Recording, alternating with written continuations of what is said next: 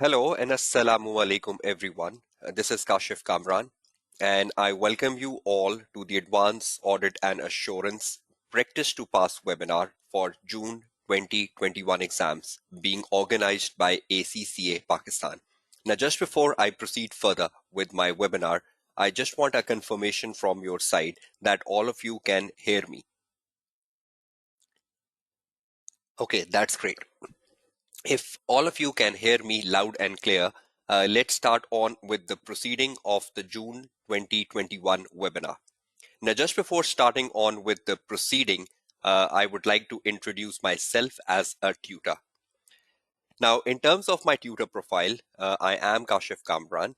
And in terms of my teaching experience, it's been over 14 years since I am teaching the ACCA qualification. My specialization is in both the AA paper and the AAA paper, alongside the strategic business leader paper. In terms of my associations, I am associated with PAC, a gold approved learning provider of ACCA in Lahore, Pakistan. And I'm also associated with Tabani School of Accountancy, which is a platinum approved learning provider of ACCA in Karachi, Pakistan. I am also a registered mentor for Oxford Brookes University research projects, and this is my 12th AAA Practice to Pass session I am conducting for the June 2021 exams. Now, this is my tutor profile, and with this, I welcome you again to the June 21 Practice to Pass webinar being organized by ACCA Pakistan. Let's start on with the proceeding.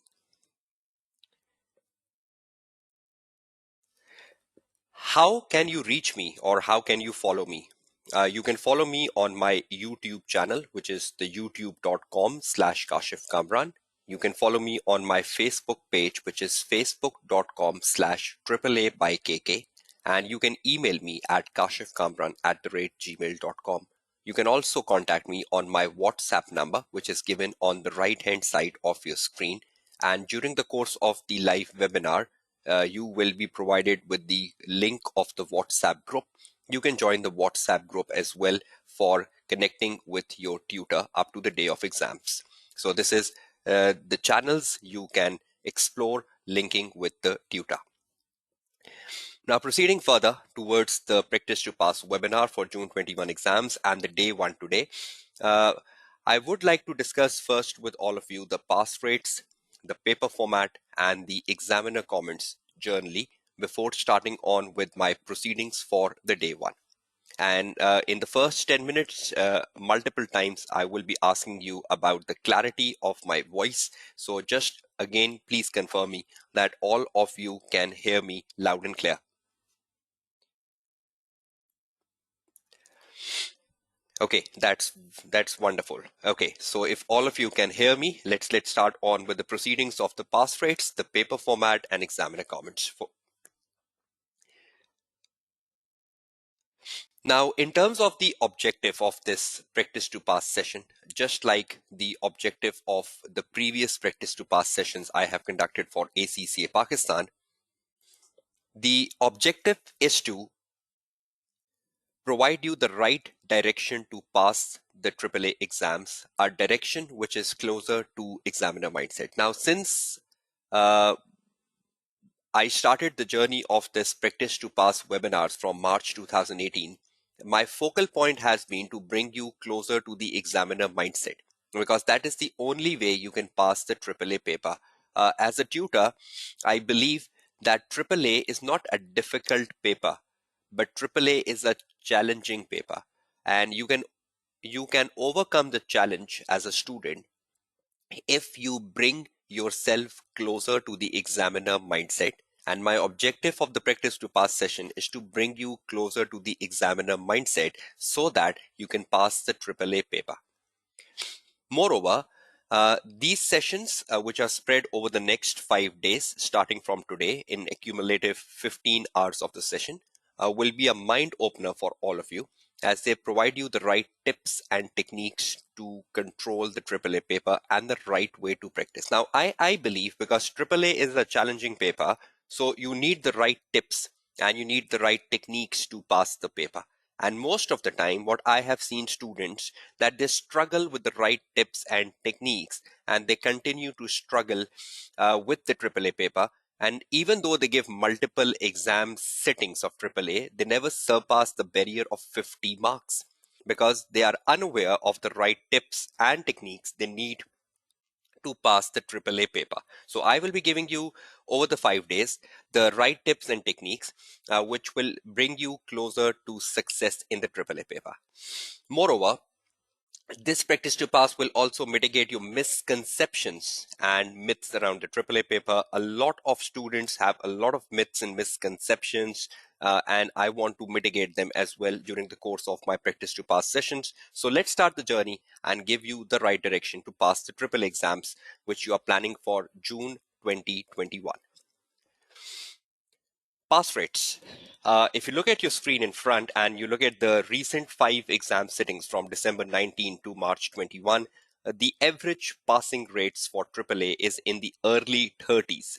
Now that gives you a very strong message. If you look at the pass rates, which are in early 30s, and you are planning your June exams with a paper which have the passing rates in early 30s, again, I will repeat my words that AAA is not a difficult paper, it is a challenging paper. And for a challenging paper, you need the right approach, you need the right direction, you need the right tips, and you need the right techniques. And you need to trust your tutor, and you need to trust whatever the tutor is telling you. And you need to follow that up to the day of exam so that you are successful. So I hope you will all trust me.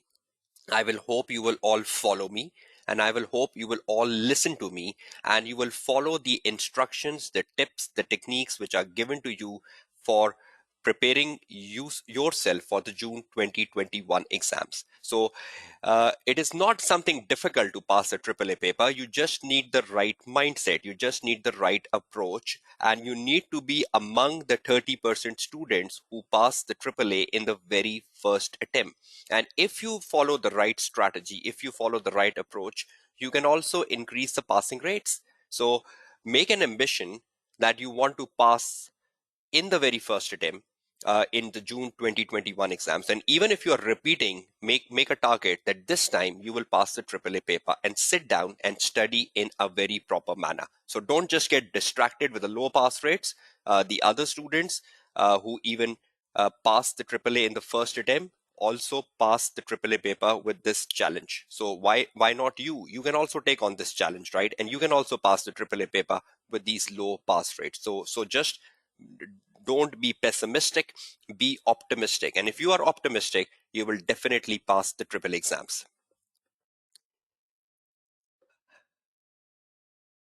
Okay, let's proceed on, right? And again, a final confirmation that my voice is getting through to all of you. Okay, that's wonderful for confirming that you can all hear me, right? So be optimistic, be optimistic. That is a very strong message to all of you. Don't be pessimistic, don't be pessimistic, because if you are pessimistic, you're spoiling your June 2021 exams, right? So let's proceed further from the pass rates of the recent exam settings and clarifying the fact that AAA is a challenging paper and it's not a difficult paper. And over the next 15 hours of this webinar, I will be mitigating your doubts, your confusions, and your fear factors around the AAA paper. Okay, moving further, the syllabus versus the AAA paper.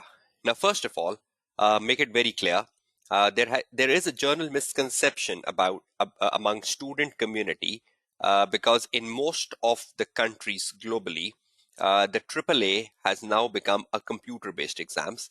There are very few countries in the world which are still offering a pen and paper exam for June, but most of the countries in the world in June 2021 is offering a computer-based exam for AAA. And my webinar will focus on that. But there is a misconception that a lot of students are thinking that the format of the paper has changed in the computer-based exams. The answer to that is no. The format of the paper is still the same. the same paper format which you used to have in a pen and paper exam is the same format you're having in the computer-based exam. So is there any change in format? No. The format of the paper still remains the same. That is, you have 3 questions in the paper and you have to attempt all the 3 questions. Let me put that in clarity in front of you. When you look at the syllabus of the AAA and you connect the syllabus with the AAA paper, uh, the syllabus area D, which is the planning and audit of historical financial statement, and it is the most important syllabus area in the AAA exam. The syllabus area D, planning and the audit of the historical financial statement, is tested in the section A of the paper, and the section A of the paper contains question number 1, and this question number 1 is worth 50 marks. So in the first question, the 50 marks question, which is set in the section A, the syllabus area D contributes significantly.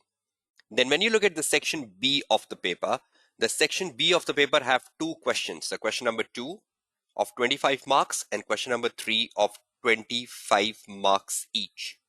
The syllabus area E, which is about completion, review, and reporting, and the syllabus area F, which is about other assignments, contributes heavily in the section B. So there are 3 syllabus areas. I'm again repeating them. Syllabus area D, syllabus area E, and syllabus area F, which is very, very important. Syllabus area D contributes in the question number 1, which is in section A. Syllabus area E and F contributes in the section B, irrespective they come in question 2 or irrespective they come in question number 3. I hope you're all clear on that. So these are 3 very important syllabus areas.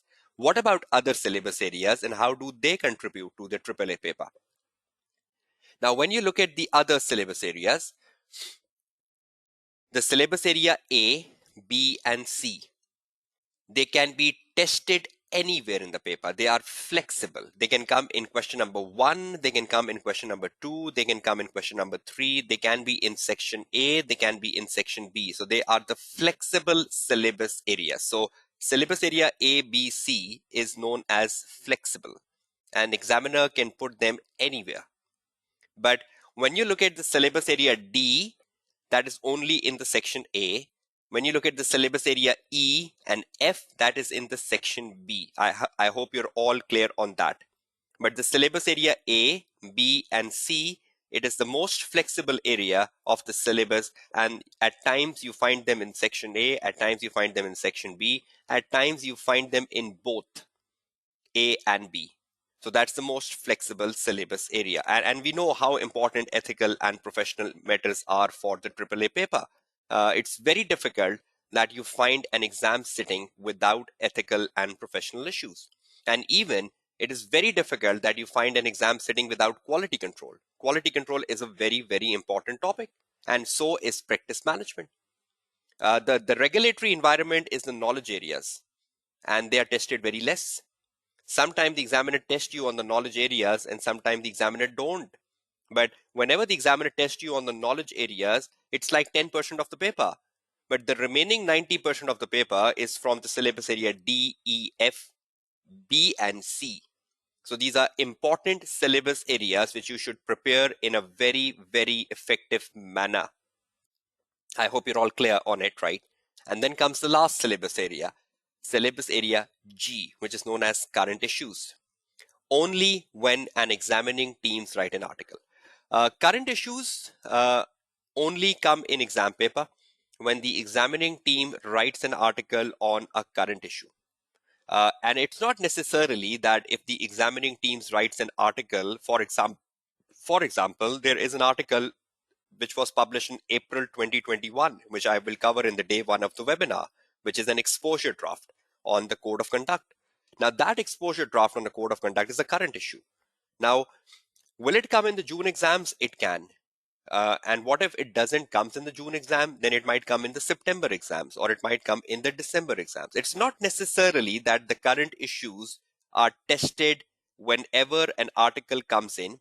Even though the article has come in April 2021, an article has been put on the ACCA website, which I will be covering today, which is the exposure draft on the code of conduct.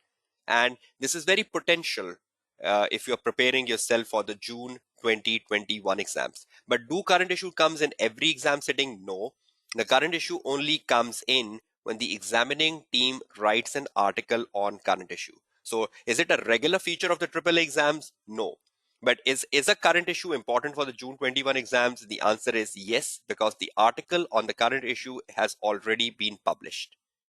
I hope you're all sound and clear on this, right? So is everyone clear with the syllabus versus the paper? Is everyone clear the flexible syllabus areas ABC? And is everyone clear with the definite syllabus areas DEF and how they contribute to the section A and the section B of the paper? And is everyone clear on the current issues? If you can just reply with a yes and no. Okay, that's great. If you are understanding how the syllabus is connecting with the AAA paper. Now, just before I proceed further towards more understanding of this, I would just like to affirm something in a very organized manner. I'll be using a Word file, which I'll share on the WhatsApp group every day. This is the Word file you can see in front of your screen, and this Word file works for me like a whiteboard. Everything I write on this will be shared with you at the end of the webinar. Can all of you see a Word file in front of your screen? Okay, that's great. Now, first of all, my big question is, or a frequently asked question is, how to prepare for June 21 exams. Let's make a strategy in 10 minutes and go out of it, because this is a frequently asked question I was getting from students in the last 6 to 7 days before the webinar, that how should we prepare for the June 21 exams. Now you should understand, or you should realize, where are we standing today. Today is the 27th of April, right?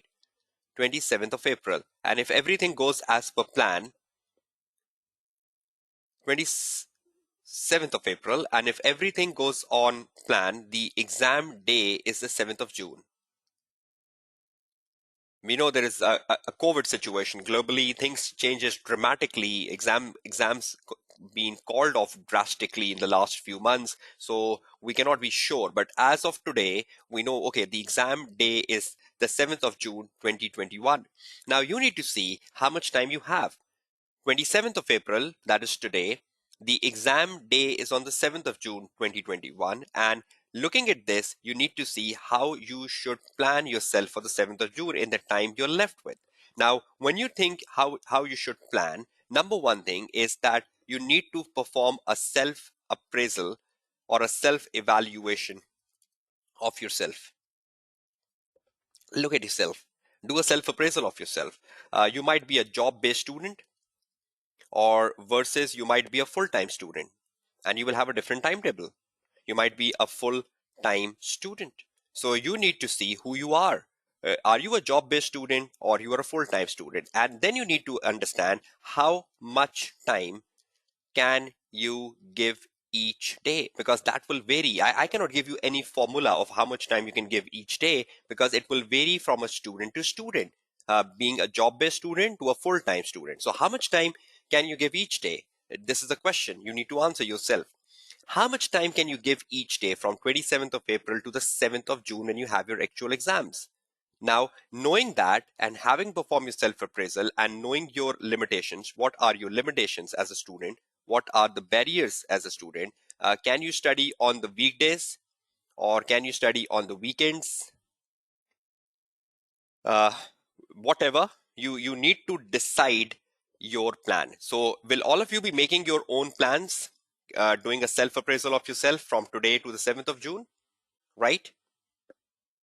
And again, can all of you hear me? Okay, and you will be making a plan, right? Now, if you ask me what should be part of an effective plan, if you're planning, what should be an effective plan? An effective plan would be that, first of all, you should focus on the core syllabus areas. You should be very strong on the core syllabus areas, right? And you should focus on the core syllabus areas. Now, what are core syllabus areas, right? You should focus on areas like money laundering. You should focus on areas like professional skepticism. You should focus on areas like using the work of others, using the work of others.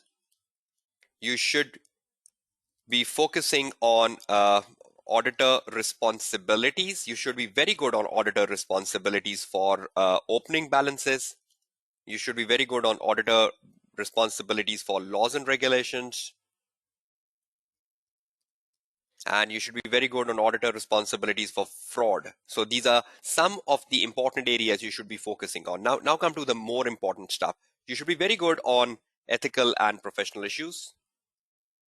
You should be very good on ethical and professional issues. You should be very good on the quality control issues. You should be very good on practice management, on the practice management matters, that is accepting a new audit client, accepting a new audit engagement. What are the matters you should consider when you're accepting a new audit engagement? Or further services from an existing client, further services from an existing client. So you should be very good on the syllabus area C, which is about practice management. Then you should be very good on areas like audit risk, areas like business risk. And if you're good on audit risk, then you are automatically good on risk of material misstatements. You should be very good on the areas of audit evidence and audit procedures. You should be very good on audit report, and all you need to know about audit report you should be very good on that. You should be very good on communication of matters to those charged with governance. Those charged with governance. And finally, you should be very good on areas known as other assignments. And in the other assignments, you have the review of prospective financial information. You should be very good on due diligence review. You should be very good on forensic audit, and you should be very good on audit of performance information. Now, this is just a quick summary of the core syllabus, which is right in front of your screen. Now, look at this for a minute and imagine where you are standing today. How many areas which I put on the screen in front of you have you completed? And how many areas are still left with? So you need to ask a question to yourself that how many areas the tutor has put on screen and I know them. I have already done them. And how many areas I am still left with, so that you make an effective timetable from today. So will these areas be helpful to you? Will you make a checklist? Will you make a checklist today ensuring that where are you standing for the June 21 exams? These are minimum areas, right? These are minimum areas where you should focus on. These are minimum areas which you should polish up for your June 2021 exams. So will this list help you do a self-appraisal of yourself, everyone? Okay, that's great, right? Now the next thing, first of all, you should focus on the core syllabus areas, right? That's one part of the plan. The second part of the plan is that you have to practice, and you have to practice plenty of past papers. Now, when I say practice plenty of past papers, uh, you need to practice plenty of past papers either with pen and paper if you are going for a pen and paper exam in your country, or you need to practice on the CBE practice platform, which I will be demonstrating in my session today. So you need to practice plenty, either pen and paper if in your country you still have a pen and paper exam, or you need to practice on the practice platform if you're appearing for a AAA CBE exam in your country in June 21, and I'll be demonstrating the use of the practice platform shortly. So practice plenty. Now, how much? You should first practice the recent papers. The recent papers. Now, which recent papers? Start from September, December 20 paper, because March 21 paper is not available. Then you should focus on the March June 19 paper. You should focus on the you should focus on the March 2020 paper then. Then you should focus on the paper in the 2019, which is the June, June 2019 paper. And you should also focus on the September-December 19 paper. You should focus on the September-December 2019 paper. Then you go down into 2018. In 2018, you should focus on the December 2018 paper. You should focus on the September 2018 paper. So these are the first priority. Whether you are appearing for a pen and paper exam or you're appearing for a computer-based exams, these 6 past papers should be your priority. Should be your priority. Because from September 18, we got the new format of the paper, right? Which is still applicable. So you should follow papers from September 18 up to December 20 exams. And you should do them in full. And that is the best practice you can do for your upcoming exams in June 21. But if you want to do practice beyond September 18, then what will you do? I would prefer that don't do very old papers. If you want to do further papers, then further papers will be from 2016, from December 2016 onwards. But that should be your second priority up to June 18, up to June 2018. But if you want to do this, please keep this in your second priority, not in your first priority. I hope you're all clear with the list of papers you need to do. So practice plenty is the second area you need to focus on. The last thing, read plenty of articles, because that's my critical point, which I keep telling students in every webinar I do. That is, read plenty of articles. Read plenty of articles. There are so many articles on the ACCA website. I have already recommended a big list of articles to read in my previous webinar, March 2021 webinar. You can watch the recording of my March 21 webinar and you can get a list of the articles you should be reading with. So I believe there are 3 things which can be good. Read articles, practice plenty, and focus on the core syllabus areas. That should be part of your plan for the June 21 exams. I believe this is not a difficult plan, right? Read plenty of articles, practice plenty, and the final thing you need to do is that you need to focus on the core syllabus areas. 1, focus on the core syllabus areas.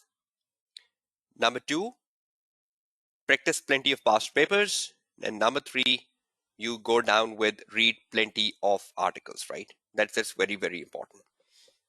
And please, the last thing, minimum, you need to watch my previous webinars. You need to watch the previous AAA webinars. The previous AAA webinars you need to follow is at least this one, the June 21, plus you follow my March 21 webinar, you follow my December 20 webinar, and you follow my March 2020 webinar. So these are 4 webinars I would recommend all of you to watch, including this one, right? And Sanjay Kumar, the articles you can get from the March 21 webinar. I've covered a comprehensive list of articles in the March 21 webinar. So if you watch the day 1 of the webinar, you will get to know about the articles to read. Right. Articles are knowledge booster, right? Articles give you the mindset of the examiner. So I normally believe that articles should take precedence over book. A lot of time you spend time on book, but I believe you should spend time on articles, because articles gives you the right knowledge for AAA exams, because mostly they're written by the examining team and they give you the right exam rigor needed over the BPP and Kaplan book. Right? So I'll be telling you how you can watch my previous webinars shortly. And revision kit is up to you, right? If you are a student who follows the revision kit, then that's perfectly fine. But if you're not a student who follows the revision kit and you do the past papers, you can do the past papers. As a tutor, I recommend doing the past papers over the revision kit. Okay, so this is how you should be going down with it. Okay, one last thing you can add here is that you can read examiner reports. At least 3 to 4 examiner reports, of recent attempts. I hope you all know about examiner reports, because if you read the examiner reports, at least of the 3 to 4 last exam sittings, this will really help you with a constructive feedback of the examiner, and the examiner will tell you where students are good at and where students are bad at. So I've already recommended in my March 2021 webinar of reading the examiner reports. So please make a habit of reading the examiner reports, at least 3 to 4 examiner reports of recent attempts. And that would be really helpful because they will give you a good list of constructive feedback, which is much needed for you to pass the AAA paper, right? And this Word file will be shared with you over the WhatsApp group. So nothing to worry about if you miss something in which is coming right in front of your screen. Is everyone clear with the strategy for June 21 exams? Right? So you need to plan yourself from today to the 7th of June. You need to do a self-appraisal. You need to find out what sort of a student you are. Then in terms of an effective plan, you should focus on the core syllabus areas. You should practice plenty of the past papers. You should read plenty of articles, which I recommended in the March 2021 webinar. You should watch the previous AAA webinars, and you should read the examiner reports. Now, if you want to watch the previous webinar, particularly you want to watch the March webinar, and you want to watch the June webinar, and you want to watch the December webinar. So what you can do is you can easily go to my YouTube channel I recommended at the beginning of the webinar, which is youtube.com/Kashif Kamran. You can see that in front of your screen now. Can all of you see the YouTube page, my channel page in front of you? Everyone, can you see that? Okay, so if you go to my channel, which is youtube.com/Kashif Kamran, you will find the March webinar on my YouTube channel, the day 1, day 2, day 3, day 4, and day 5. And you will also watch the December webinar on my YouTube channel. So it's pretty easy that you go to my YouTube channel and you follow my previous webinars. And I hope it's a pretty simple address, youtube.com/Kashif Kamran. I can even share the link of this in the chat box with all of you. I hope you all got this link right in your chat box.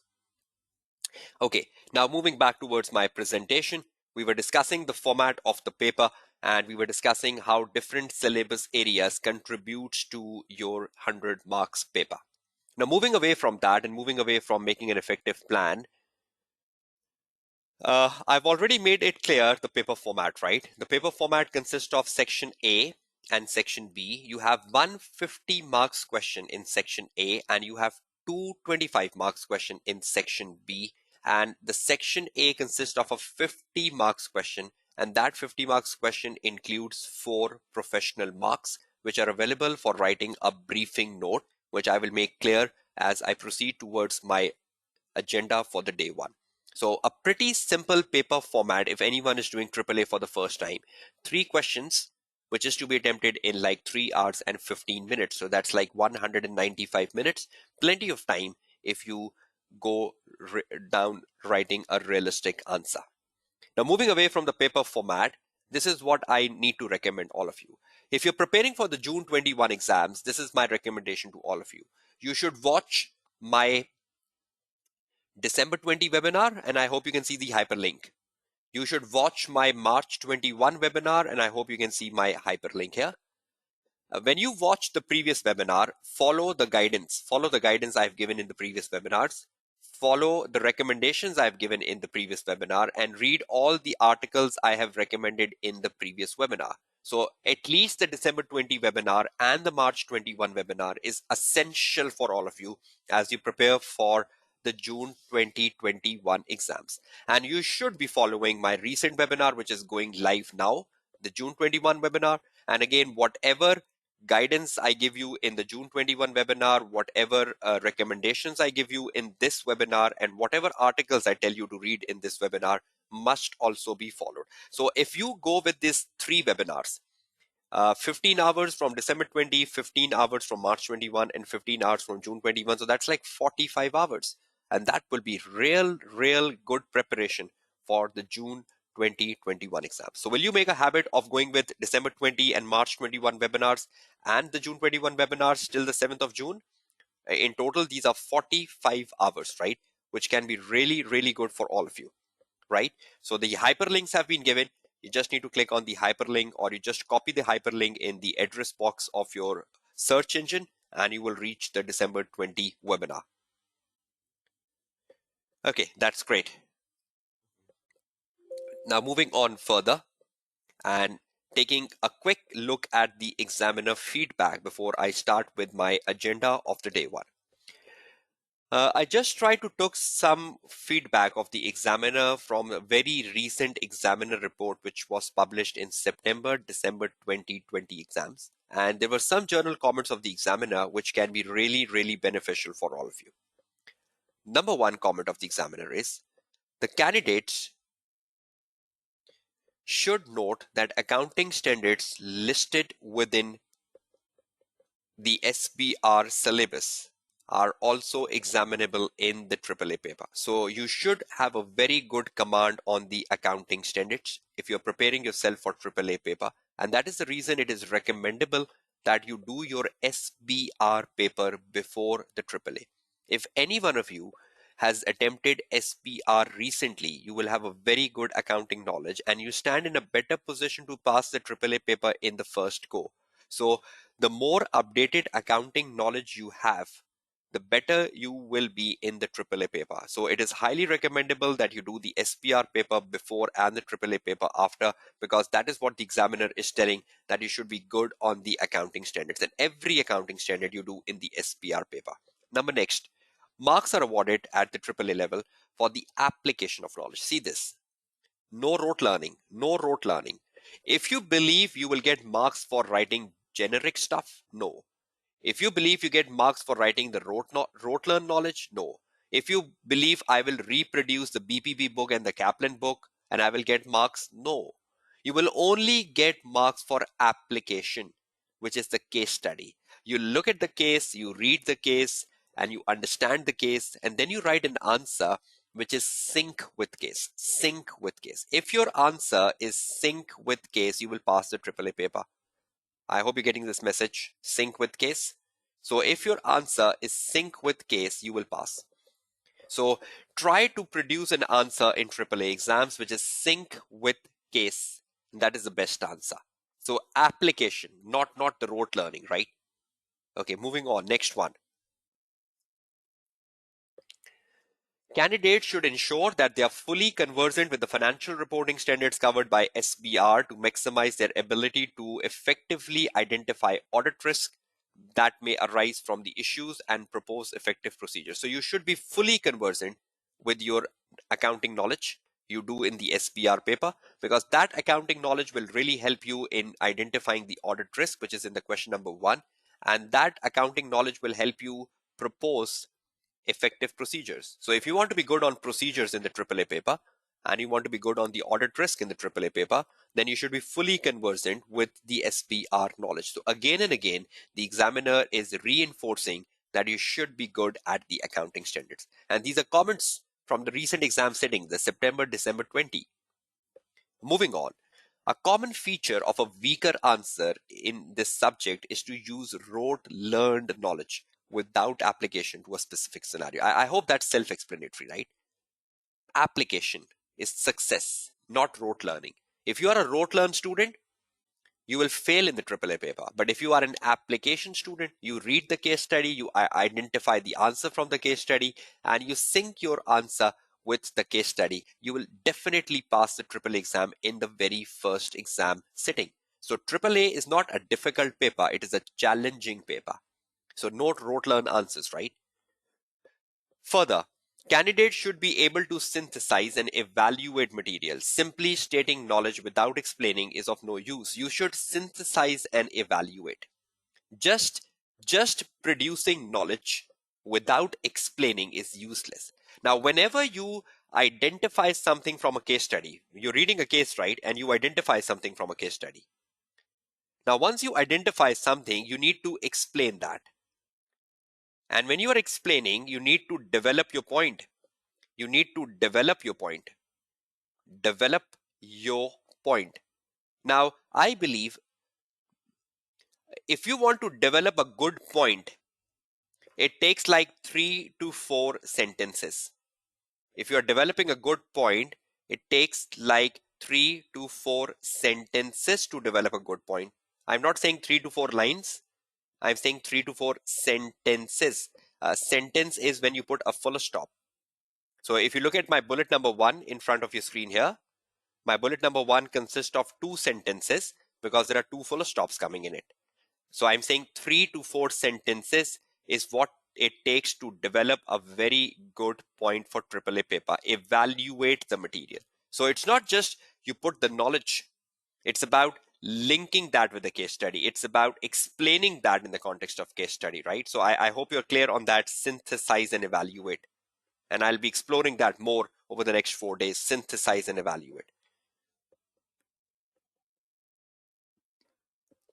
Is that clear to all of you? The point number 1 on the screen.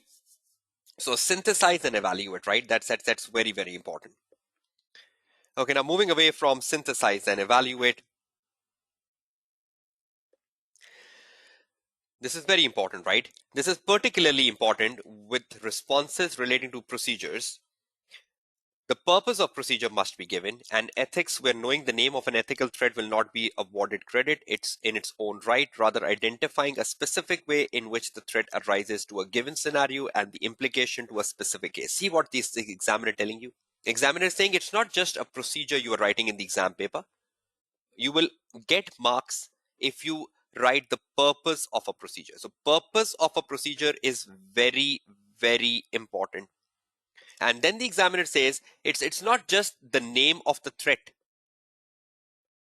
self-review threat, self-interest threat, which will give you marks. It is that you have to identify the specific way in which the threat arises in a given scenario and the implication in the specific case to attain credit. It's not just you say, oh, this is a self-review threat. No, you need to tell why it is a self-review threat in the context of the case. What's the implication of the self-review threat in the context of the case? And what's the logical safeguard? So you need to develop a reasonable point of 3 to 4 sentences. So the ethical threat, explaining why it is an ethical threat and justifying a relevant safeguard. That is wonderful marks. And if you're writing a procedure, you cannot just say review the board minutes. You need to write a procedure with a purpose. Review the board minutes to confirm the business rationale of acquiring a subsidiary, or review the board minutes to confirm the approval and the business rationale of acquiring a subsidiary. You should write a procedure with a purpose. So it's not just you write the knowledge. It's more important that you evaluate your answer and you develop your answer to a reasonable length to score marks in the AAA paper. I hope you're all clear on the bullet number 2. The next one. Appropriate exam technique should be developed using question practice for the skill of time management, reading relevant articles and exam technique articles published on ACCA website and the past examiner reports. So have I recommended you that shortly on my Word file? Examiner reports, reading the articles, relevant technical articles, and practice. This is the message from the examiner. Practice, read articles, and read examiner reports, and you will be successful. I hope you follow this. And I hope you seriously follow this. So practice the past papers, read the examiner reports, and read the technical articles, because that's where the clue is. Nowhere the examiner is saying read the books. Nowhere is the examiner saying read the textbook. The examiner is saying practice, read articles, read examiner reports, and you will be successful. I hope you're all clear on that, right? So this is the feedback, and I recommend you to read the feedback yourself, read the examiner reports yourself, because from the examiner report you get so constructive feedback which could be real important for you. So I hope this journal feedback which I discussed in the last 10 minutes must have given you something, if nothing, everyone.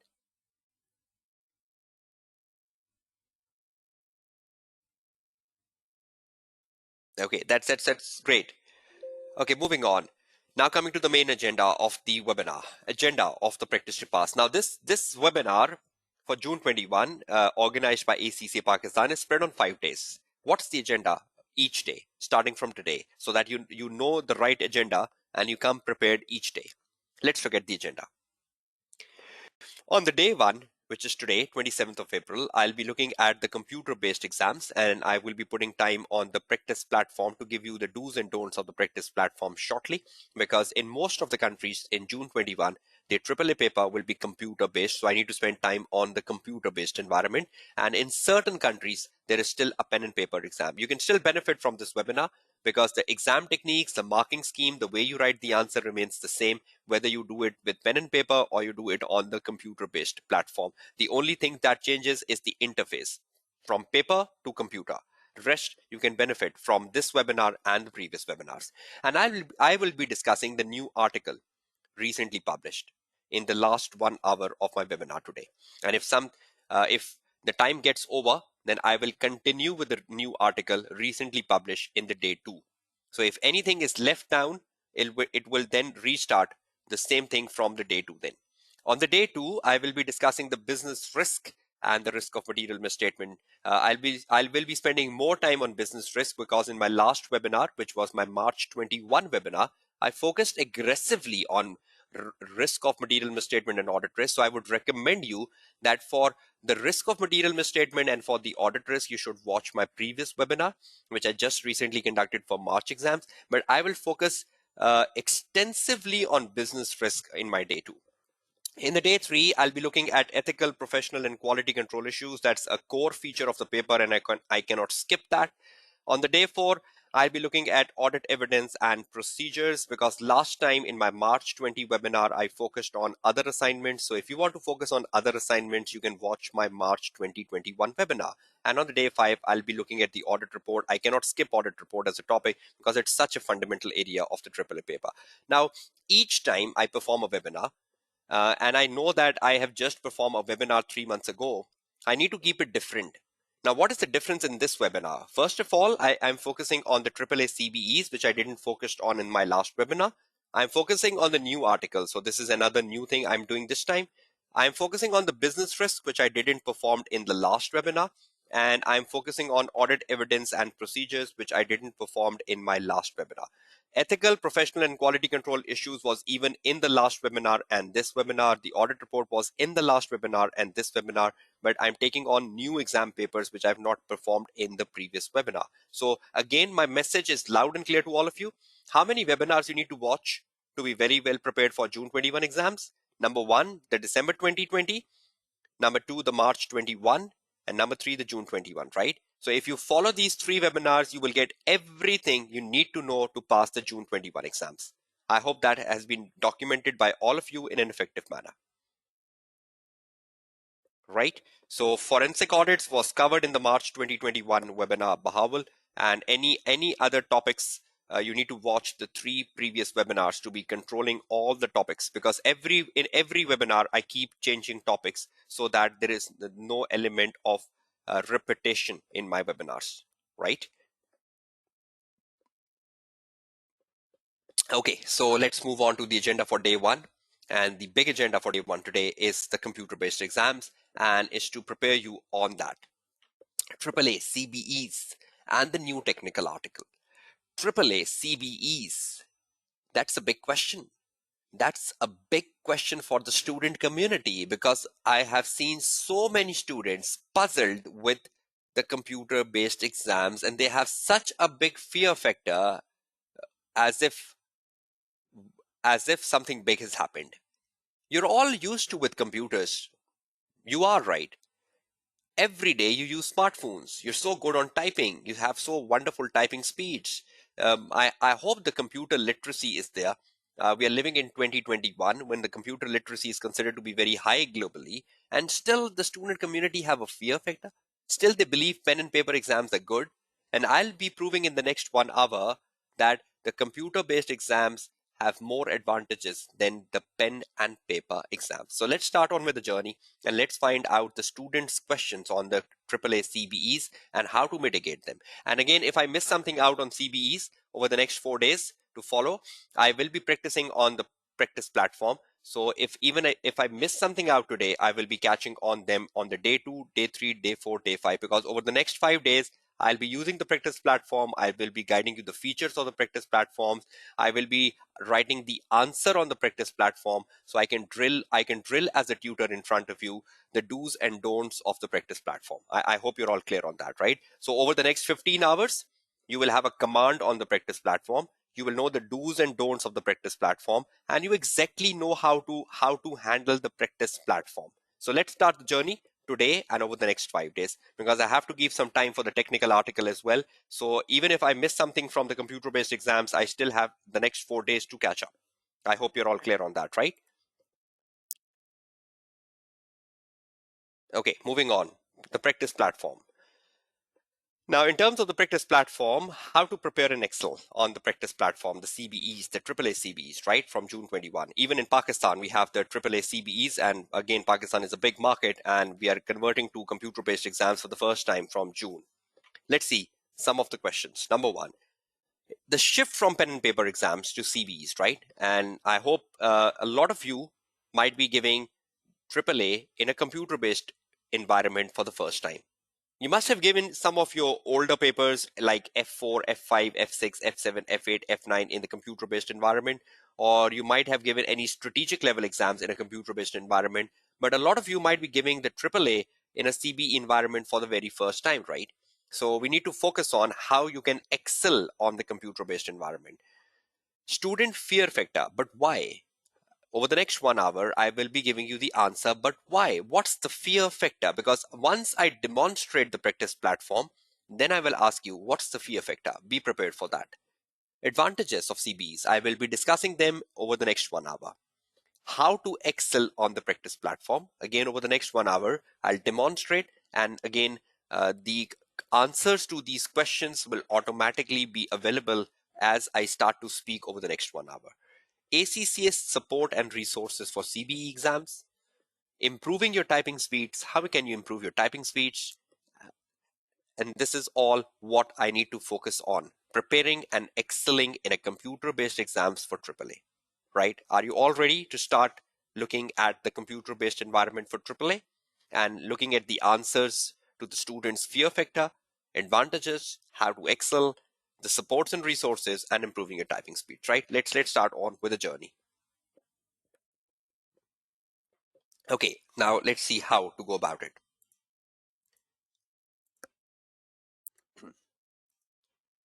Okay, you come to this page, the AAA CBE introduction, right? This is the page, Advanced Audit and Assurance, AAA CBE introduction.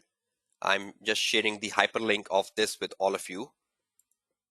You must have got the hyperlink, right? You come to this page where you have everything you need to know about the AAA CBE, right? So on this page about AAA CBE introduction, you scroll down the page, and when you scroll down the page, you have wonderful resources given by ACCA. The first is an on-demand webinar, Get Ready for AAA CBE. You can register for this on-demand webinar, and you can start to watch this in the next 24 hours, right? So I would prefer that all of you get registered for this on-demand webinar and start to watch this on-demand webinar in the next 24 hours. That's number one. Number two, there are some very good videos on the practice platform which ACC has published. If you just click on the CBE practice platform videos and you get to the next page right here, see CBE practice platform, and there are so many good videos which ACCA has put here, almost like 5 videos. I hope you can see the 5 boxes in front of your screen. These are 5 videos. Introduction to the practice platform, using the blank workspace, assigning content to yourself, managing your workspace, and finally using the scratch pad.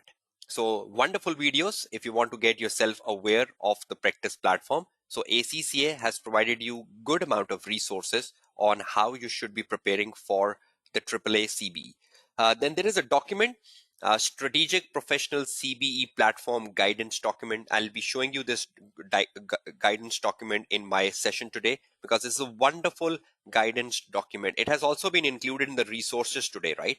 If you can see the handouts in front of your screen, in the handouts, you will see that this Strategic Professional CBE Platform Guidance document has been included in the resources, and I'll be sharing this handout with you shortly over the screen. This is the handout, right? CBE Guidance, Strategic Professional, SPR, AFM, APM, ATX, and AAA. All the rules and regulations about a computer-based exam is in this document. So it's better you start reading this document, right?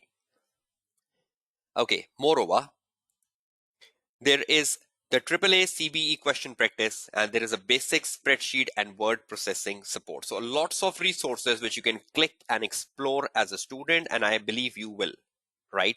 Now, how would you log into the practice platform? You go down.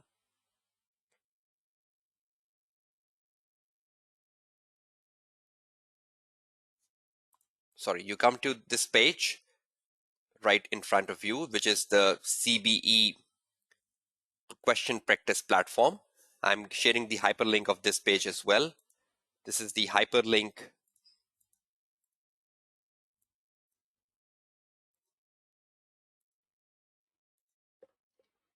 I've shared the hyperlink, right? The CBE question practice ACCA practice platform in front of your screen. You go down and you can see over here, log into the practice platform. Can all of you see this? Log into the practice platform. Can you just confirm me? Can you all see this? Log into the practice platform.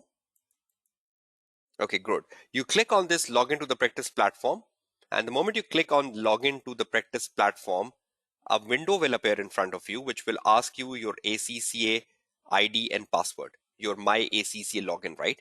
So you will enter through your My ACCA login. So the moment you click on to it, log into the practice platform, you will see a window asking your ACCA registration number and password, which is the one you use for My ACCA. Is that clear to all of you?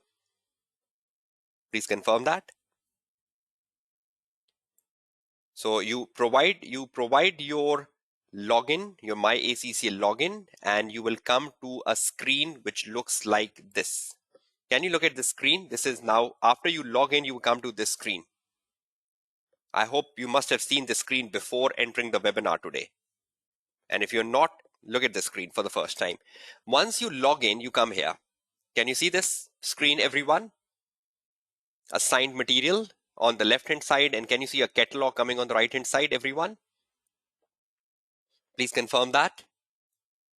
Okay, that's great.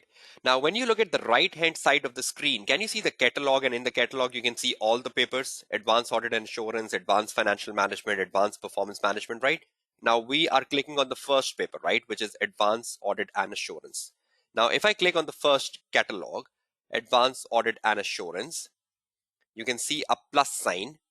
I'll click on the Advanced Audit and Assurance and the plus sign, and it goes down this way. We have a blank workspace. We have the AAA International, we have AAA Ireland, and we have AAA UK. Obviously, I'm teaching the AAA International, so I'll click on the AAA International. If you are appearing for AAA UK exams, then you will click on the AAA UK. The way of practicing remains the same, only a bit of change in the paper format, right? So I hope you can see over here the drop down menu, and in the drop down menu, you have a blank workspace. You have AAA International, you have AAA Ireland, and you have AAA UK. Right now, what I will be demonstrating today is the blank workspace, and I will be demonstrating the international. I have no concern with Ireland and UK. You can explore that on your own if you're going with that. Okay, now once you click on the other parts of it, okay, now first of all, I click on international to see the past papers. Now, once you click on the international, you will see the ACC official resources.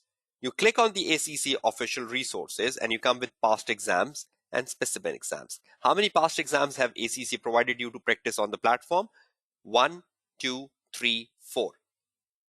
So you have 4 past exams: December 18, March, June 19, September 18, and September, December 20. So 4 exams have been provided to you by ACCA to practice on the platform. And then there is a specimen exam, which is the AAA International Specimen. So how many total exams you have which you can practice on the platform? In total, 5. The 4 past exams and the 1 specimen exam. Is everyone clear on that? So how many past exams can you practice on the platform to improve your typing speeds and to understand the platform? 5. And 5 is not a bad number, right? 5 is not a bad number to get good on the practice platform. And if any past exam is not available on the practice platform, then you can use the blank workspace. I'll be guiding you about the blank workspace shortly, but currently I'm guiding you about the 5 exams which are available on the ACCA practice platform before I give you a guidance about the blank workspace. Okay, let's start with any one of the paper. Okay, suppose you start with the March, June 19 exams.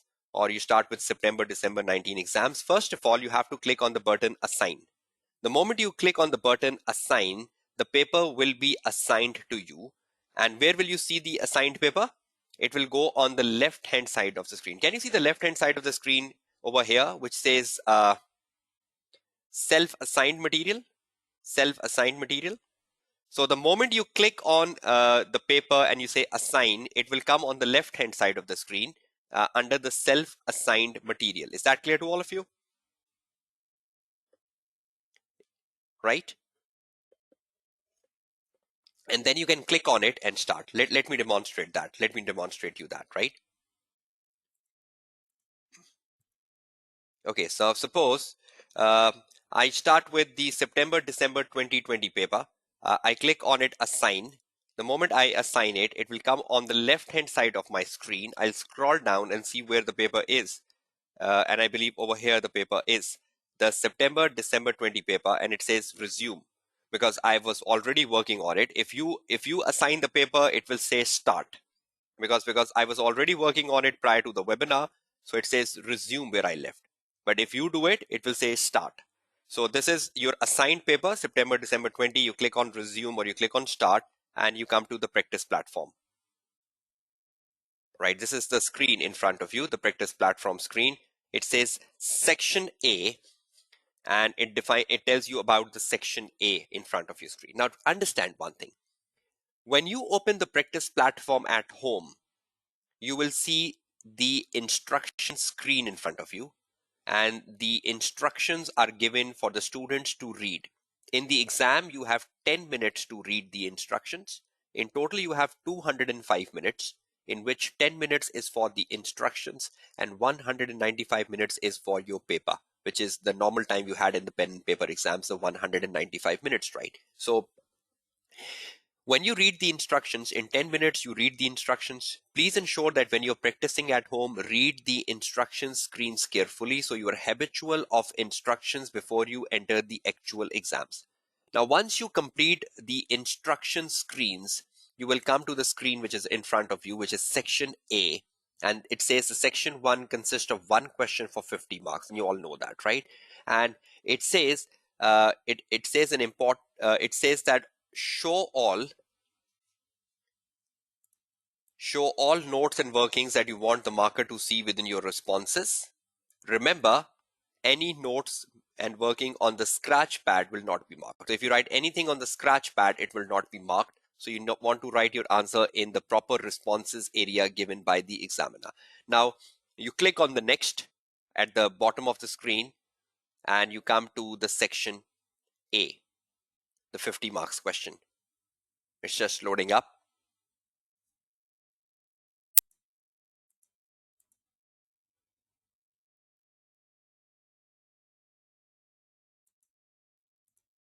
Okay, the question has been loaded up, right? This is the first question for 50 marks. Now look at the screen, look at the interface very, very carefully. Now, this is the first 50 marks question. You can see the left panel and you can see the right window. Can everyone see that? If you can be a bit quick to your responses now.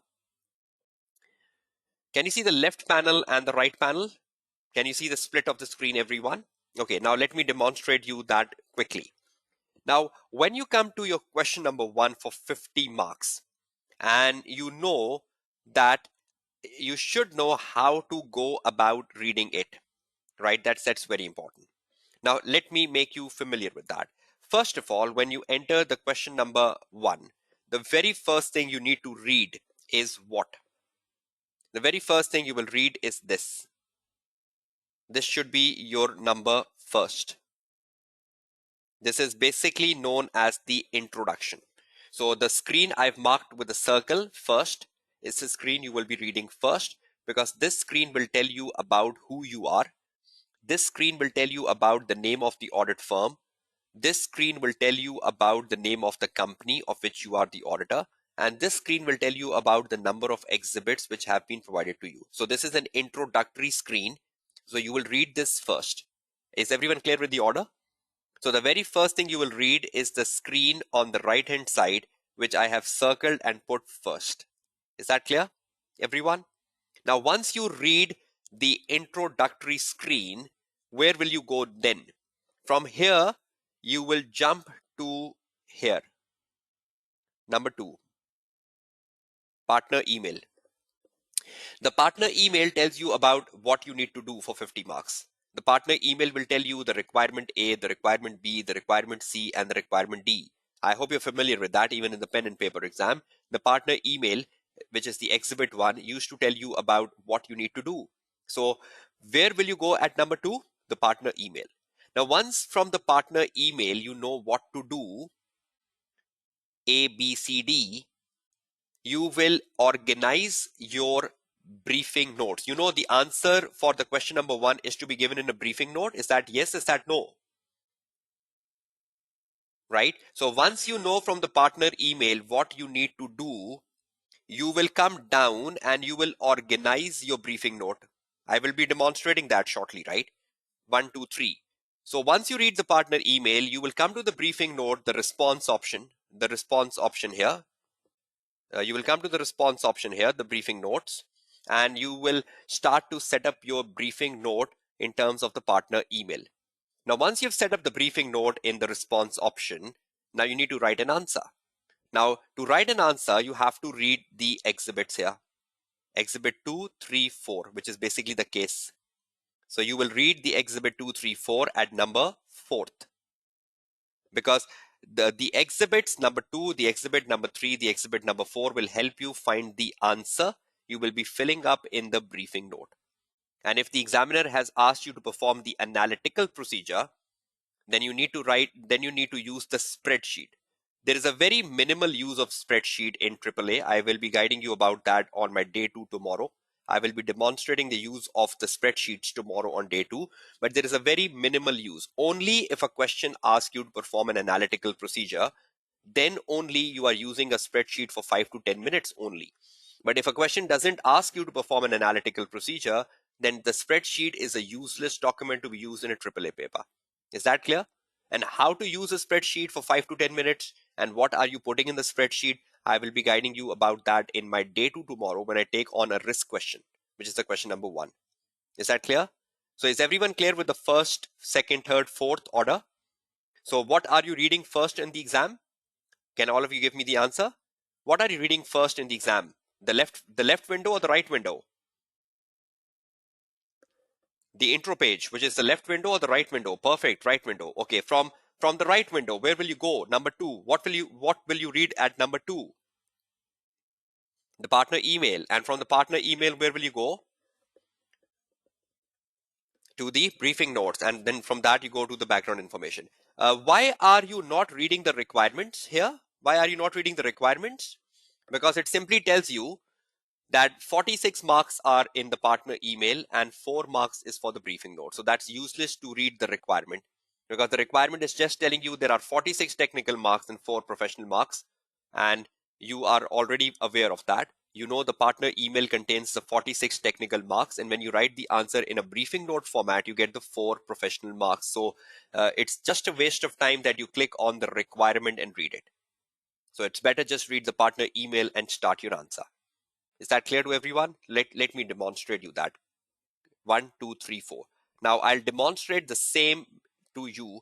1, 2, 3, 4. Right? Okay, let's go down with 1, 2, 3, 4 before I give you the break. Okay, now please watch it carefully. 1, 2, 3, 4.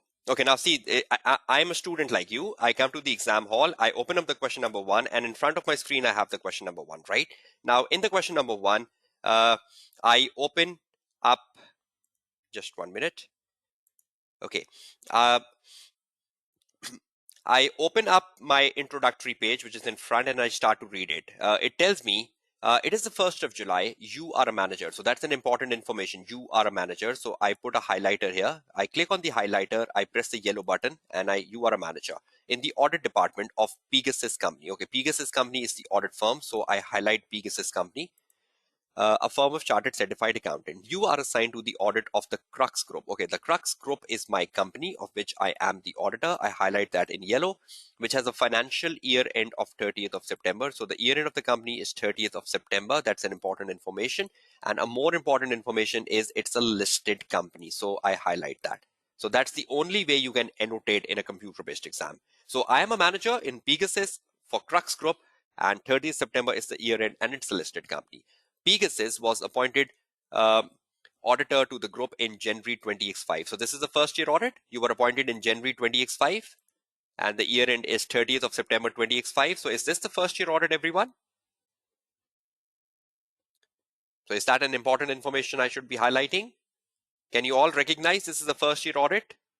January 20x5 and 30th September 20x5. So have we been appointed for the first time? Definitely.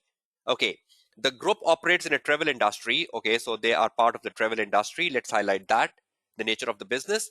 And they're offering worldwide tours and fleets of 20 cruise ships. The group operates 3 brands, which provides different types of cruise experience. So the group have 3 brands, and the 3 brands provides different sort of cruise experience. So they are into the travel business, right? The leisure industry. The following exhibits available on the left-hand side of the screen provides relevant information. So the following exhibits, where are the exhibits? On the left-hand side of the screen, right? Exhibit 1, 2, 3, 4 on the left-hand side of the screen. Now, I hope if you're familiar with the AAA paper, every time the first exhibit has to be a partner email. Is that true? Is that false? Every time the first exhibit has to be a partner email because the partner email contains the requirements. So you will read the partner email because it will give you the requirements. Then the second exhibit every time in the exam paper will be a background information because the background information will tell you about the Crux Group, the problems relating to Crux Group, the risk relating to the Crux Group. So if you want to find the audit risk and the risk of material misstatement, bulk of your answer will come from the background information. Then you have the selected financial informations. I hope you know that the selected financial information is the most common exhibit in the AAA paper, and you can find a lot of risk from financial information. I hope you hold that as true. And mostly, the last exhibit, whatever the last exhibit is, whether it is a 4 or whether it is a 5, the last exhibit always is about a specific requirement. This last exhibit every time in the AAA paper, whether it is number 4 or it is number 5, it is about a very specific requirement which is given in the partner email. It is about a specific requirement given in the partner email. So normally examiner puts the exhibit 4 or exhibit 5 for a very specific requirement, but the first exhibit is about the requirements. The second and third exhibit is about finding the audit risk and the risk of material misstatement or the business risk. And the fourth or fifth exhibit is about a particular requirement in the partner email. How much time you believe will you be spending on reading this introduction in exam? 2 to 3 minutes? Is that fine with this highlighting option yellow? If you practice, is that possible in exam to do it in like 2 to 3 minutes? And using the highlighters, is highlighter effective way of annotation? Because that's the only way you can annotate in a computer-based exam, right? You cannot write on the screen. In the session, I'm writing on the screen, but that's not part of the computer-based exams. The only thing part of the computer-based exam is the is the highlighter. Okay, now once you read with the first screen, you come to the screen on the left and you start to read the exhibits. Okay, now I know I'm the manager and I know I am representing Pegasus and my audit client is Crux and we're doing the first year audit. Okay, now I come to the partner email. Now, the moment I open the partner email, this is my requirement. I open the window. I can move the window anywhere. I can move the window left, right, up, down, wherever you want to put it. So I put the window here and I start to read it, what is given in the window. I can increase the size of the window if you want to. I can reduce the size of the window if you want to. So that's all the options you have here, right? Now I start to read the window. It says to the manager from Norma Star, the audit engagement partner, subject audit planning for the Crux Group, date is the 1st of July. Hello, I have provided you with some information which you would use in planning the audit of the new client. So it's very clear over here, it's a new client. And the Crux Group, which the financial year end is 30th of September. So the partner is writing the email to the manager and the partner likes the manager to start the planning of the new client. I require you to prepare a briefing note. So it's very clear over here that you want to write the answer in a briefing note format. That's the standard format of the AAA paper. And what you need to do in the briefing note. How many things you need to do in the briefing note? A, can you see this A over here? Then you want to do the B in the briefing note, whatever the B is. Then you want to do the C in the briefing note. Now see, can you see over here using the information in Exhibit 4? Is the examiner telling you that the answer for C and D is in the Exhibit 4? So are you very clear that the Exhibit 4 is being developed for a particular requirement? So that means I will only be reading the Exhibit 4 for requirement C and D, but I will be reading the Exhibit 2 and 3 for requirement A and B. Is that right, everyone? Right? So you read the right-hand side of the screen in just 2 to 3 minutes, right, Gohar? And then after 2 to 3 minutes reading of the right-hand side of the screen, you start coming to the partner email and you start to read the partner email. Now, how many requirements I need to do in the partner email? A, B, C, D. But for the C and D requirement, I have a specific exhibit. And the moment I read the partner email, now what should I do? I open my briefing notes immediately. See, the briefing note comes in front of my screen. I put this window in front of my partner email. Now, briefing note. Now, understand, this is like a word processor, the briefing note, where I need to put my answer. Rabia, I'm just coming down to your answer, right? You open up the briefing note, and in the briefing note, you need to write the briefing note. You can increase the size of the font to write up the answer. Can you see this paragraph option here? My cursor on the paragraph, I click on the paragraph, and there are so many ways I can format my answer. Heading 1, heading 2, heading 3, heading 4. Can you all see that? So the heading 1 is very big size of heading, so I don't like it. But I normally recommend students to use the heading 2. Heading 2 is a very appropriate size of writing answer. So I click on the heading 2 in the paragraph and I write over here briefing note. And under the briefing note, I'll say to, from, subject, or you can just say to, from, subject, date, and you come to introduction. I hope you know all these formats, introduction, and the briefing note ends with a conclusion. And how many things I need to do in the briefing note? Anyone remembers that? A, B, C, and D. See how easy that is to format the briefing note in a computer-based exam as compared to a pen and paper exam. I just put a heading briefing note. I say to, from, subject, date, introduction, A, B, C, D, conclusion. Now, as I start to fill up, the space will automatically be created. If you're doing this in a pen and paper exam, you're not sure of the space. But if I'm writing on a computer, I'm writing the answer for A, the B will shift down. If I'm writing the answer for B, the C will shift down automatically, right? So is it easier to put a format to, from, subject, date, introduction, A, B, C, D, and conclusion? Right? So is that format clear? Now 2. See how easy the 2 is. You come back to the partner email. Can you see the screen in the backdrop partner email? Yes, you need to label ABCD, right? You come back to the partner email, copy paste, such an important feature of a computer-based exam. Okay, to whom are we writing the email? Are we writing the briefing note to the partner or the manager?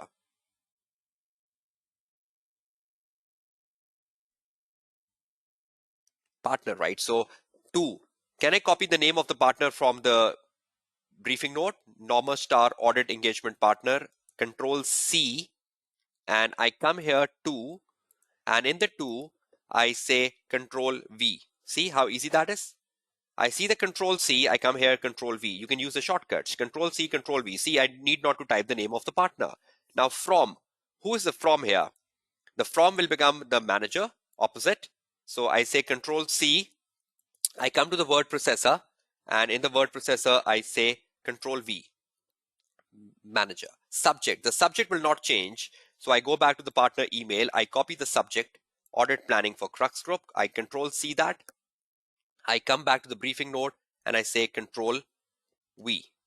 Is that fine? Date.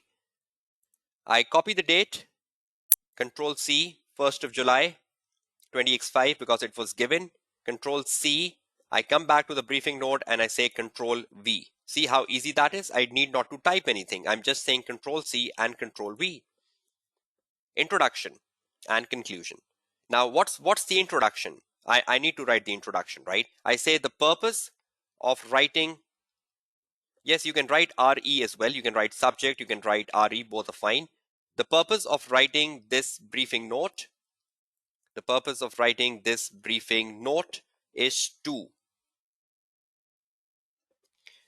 No, if the date is not given, then you will not write the date. The date was given, so I write the date. If the date is not given, please don't write any dates in the exam paper. Because it was given, so I write it. Is that clear? Rohit. Okay, that's great. Moving on. Introduction. The purpose. The purpose of writing this briefing note. Can I make this briefing note presentable? Yes, sometimes the examiner gives you a date in the briefing note, so write it. Sometimes the examiner don't give you a date in the briefing note, then don't write it, right? See, I can do Control B, bold. 2, I can see Control B. I can say Control B. You can do so much good formatting in the computer-based exam. Control B. I hope you know the shortcut keys. Control C, Control V. Control B for making something bold. Control U for underlining something, right? You should be familiar with that, right? Okay, now the purpose of writing the briefing note. What is my purpose of writing the briefing note? Can anyone tell me? Is that ABCD? Is that ABCD? The purpose of writing the briefing note, ABCD? Right? So the purpose of writing the briefing note, what? Number 1, I can copy the A from here. The purpose of writing the briefing note is to evaluate the audit risk. Control C. Control C. I come back to the Word file and I say the purpose of writing the briefing note is to Control V, evaluate the audit risk, comma. I go back to my partner email. Number B, design the principal procedures. Design the principal procedures to be performed on segmental information. Control C. I come back to my briefing note and I say Control V. So see how easy that is? The purpose of writing this briefing note is to evaluate the audit risk, design the principal audit procedures on the segmental information. Again, I put a comma. Next, what else I need to do? Number C, evaluate the matters to consider in deciding whether Pigus and company should accept the engagement. Control C, and I come back here on my briefing note and I say Control V. I should make E small, evaluate the matters, and finally, and the last requirement from the partner email, respond to my request regarding the use of data analytics to enhance audit efficiency. Use of data analytics to enhance audit efficiency is the last requirement. Control C, and I come back to my word processor and I say and this, full stop. See how easy was it to write the purpose introduction? I just copied the requirements from the question and pasted over here in a summarized manner, right? Not the full requirements. So Control C and Control V, right? Is that clear, everyone? So is there a efficiency factor if you practice with Control C and Control V? No, spelling mistakes is not an issue, right? Spelling mistakes is not an issue. ACCA has made that clear so many times that you're not penalized for grammar and spelling, right? Fine, if you want to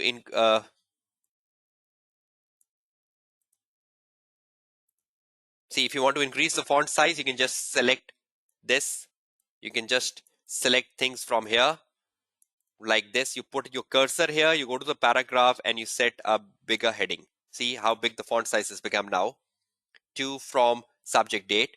But again, that's to me is an inappropriate font size to write in an exam paper. So you can use a smaller font size like heading 2. Heading 2 is much better to write. So you can increase the font size of your write-up, right? Okay, so now, do I know what I need to write in A, B, C, D? Can I just copy paste that in A, B, C, D here quickly? So what is to be done in A? Evaluate the audit risk. Control C. I put it here. Control V. Okay, what I need to do in B? Design the principal audit procedure. So I Control C from here and I put it over here. What I need to do in C? Matters to consider. whether to accept the engagement, Control C, and I put that in C. And in the last, I need to tell the use of data analytics, C, Control C and Control V. See how I have structured my answer. And conclusion. Conclusion I will write at the end of the answer. See how easy is it to format the briefing note even before starting it. Now you exactly know what you need to do in A, B, C, D, and you will start reading the requirement. You will start reading the exhibits now, and you will keep filling up the answer. But how easy is to structure a briefing note in a computer-based exams? Tell me about it. With a Control C and a Control V, moving between the partner email and the briefing notes. Yes, it is very essential to mention A, B, C, D because that's very important, because when your marker is marking your paper, he knows which requirement is being marked. No, we're not repeating the requirements. In the introduction, you're writing the purpose, that my purpose is to do this, this, this, this. And under that, you're writing your answer, the answer for A, the answer for B, the answer for C, the answer for D. That's the format of the briefing note, right? You cannot do anything with that. So is everyone clear with Control C and Control V and the benefits of that? Is everyone clear that after you read the partner email, it will just take 5 minutes to formulate a skeleton briefing note. So have I made a skeleton briefing note?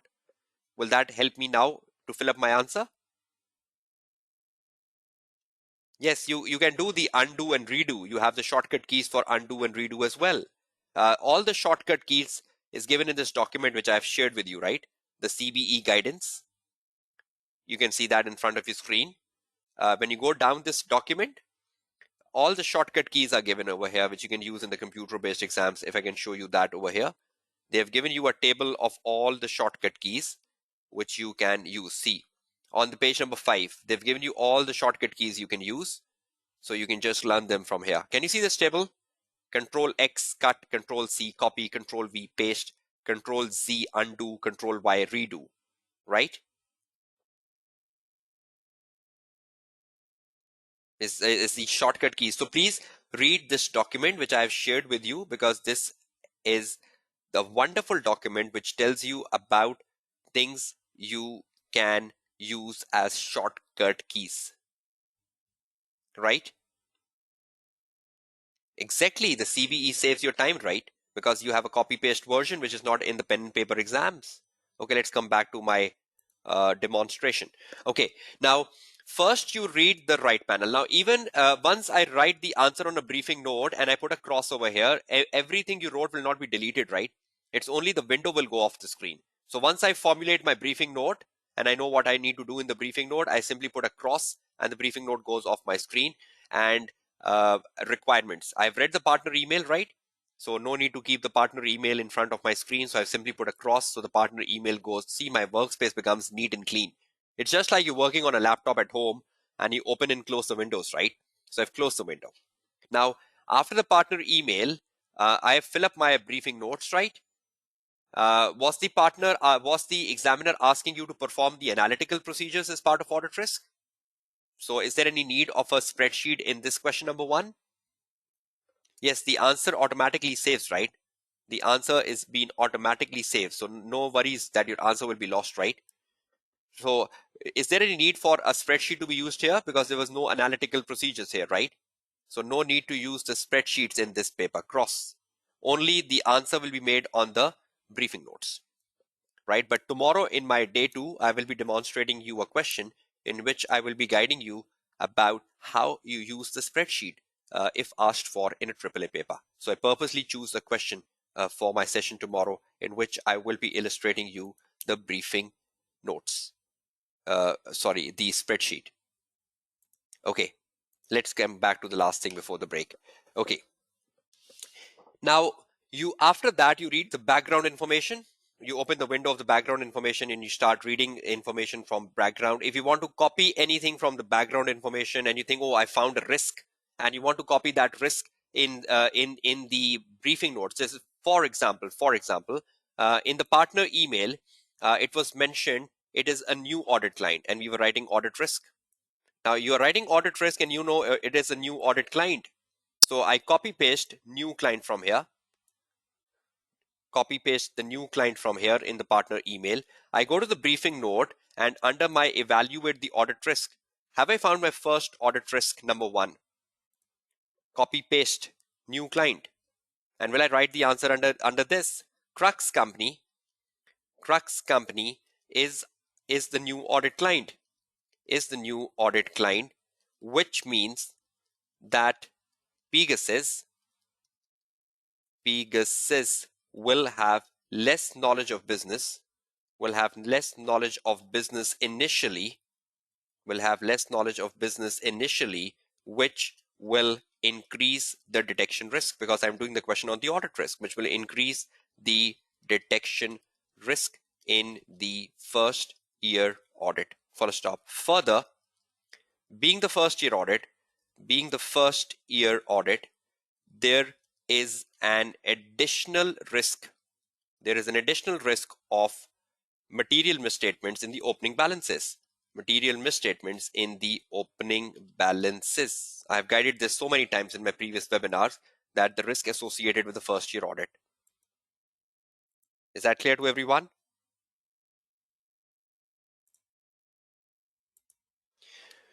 So the new client, right? So the moment I found a risk, I'll copy that into my evaluate the audit risk and I start writing the answer. So Control C and Control V will make your answers so easy. Is everyone clear with how I found the new client? How I copy paste new client from the partner email? Control B and I put number 1 and I start writing the answer. Is that clear to everyone? Right, then you find the number 2, you go down, you find the number 2, you can put the numberings from here, number 2. No, spelling corrections will not be available. You're not worried about spelling corrections. Just ignore that. In a computer-based exams, you're just typing your answer. Be watchful of your spellings, but if you do spelling mistakes, some of them, it's not an issue, right?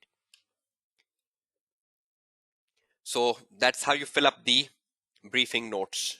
And you read the exhibits, you copy paste from the exhibits, and you can just simply cross the window when you're not using it in context, right? Now, a few of the last things before I give you the break. Calculator. If you want to use a calculator for finding materiality, you will click on the calculator. See, I click on the calculator, a calculator comes in front of me. No, you cannot use Grammarly. I just used it because it was by default in my laptop. But in the computer-based exams, you cannot. Just ignore that, right? Just ignore that. So you are just not concerned about spelling and grammar mistakes, right, Rohit?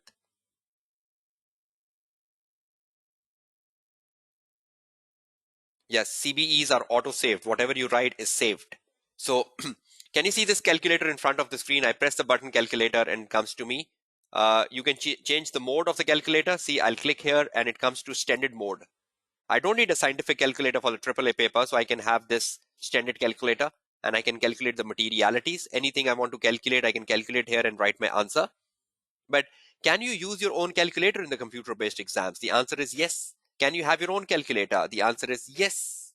So if you're not comfortable with the on-screen calculator, can you carry your own calculator? Yes, you can carry your own calculator. So whether you are giving a computer-based exam at a center or you're giving a computer-based exam under a remote invigilation, you can have your own calculator with you.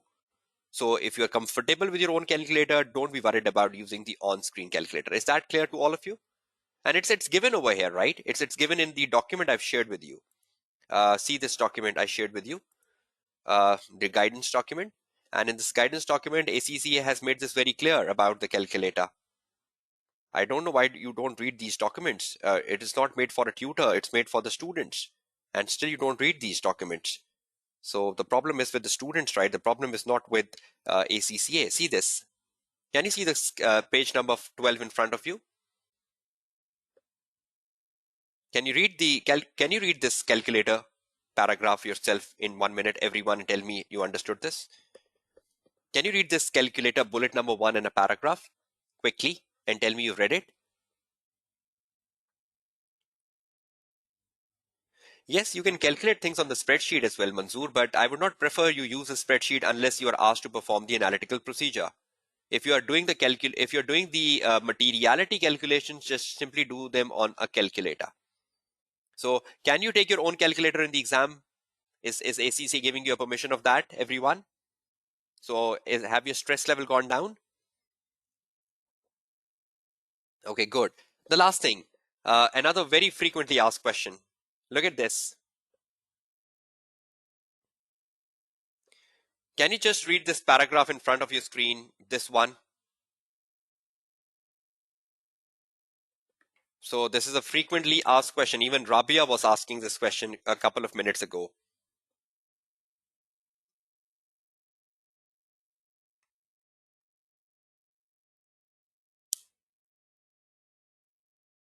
Please read this bullet and tell me, have you understood this? Will you be provided the rough papers in exam centers? Right? Is that clear? So will you be given papers for any rough workings if you're comfortable with that and you want to scribble something on a paper and then write on the screen? Okay, that's great. That's great. So will you read this document? Will you read this document for every frequently asked questions you have? Will you make a habit of reading this document today at the end of the session, everyone, which I've shared with you? So every question you want to ask is given in this document, whether I can use the calculator or not, whether I will be given the rough papers or not. Yes, yes, yes. You can use the calculator even in a remote invigilated exams, right? But for the papers in a remote invigilation, sometime the proctor allows you to use a paper if you can show him the paper and show him that it's a neat and clean paper.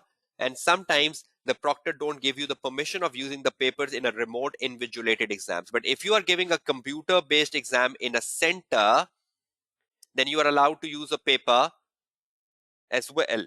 Is that clear to everyone? So there is some problems between a remote invigilated computer based exam and a center based computer based exam, right? Is that clear? So last things. Okay, so calculator, is there a need to use a calculator in a computer based exams on the screen? If you're comfortable having your own calculator, is that fine? So I think calculator is not a big problem, right? Whether it's a remote invigilated exam or it's a center based exam, right? So there's no big need for a calculator. Whatever you want to copy and paste, I would prefer that you copy and paste that in the briefing note where you're writing the answer, because anything you write on a scratch pad will not be marked. So instead of you copy first on a scratch pad and then from a scratch pad you copy to a word processor, will take a lot of time. So it's better that you directly copy paste on a briefing note.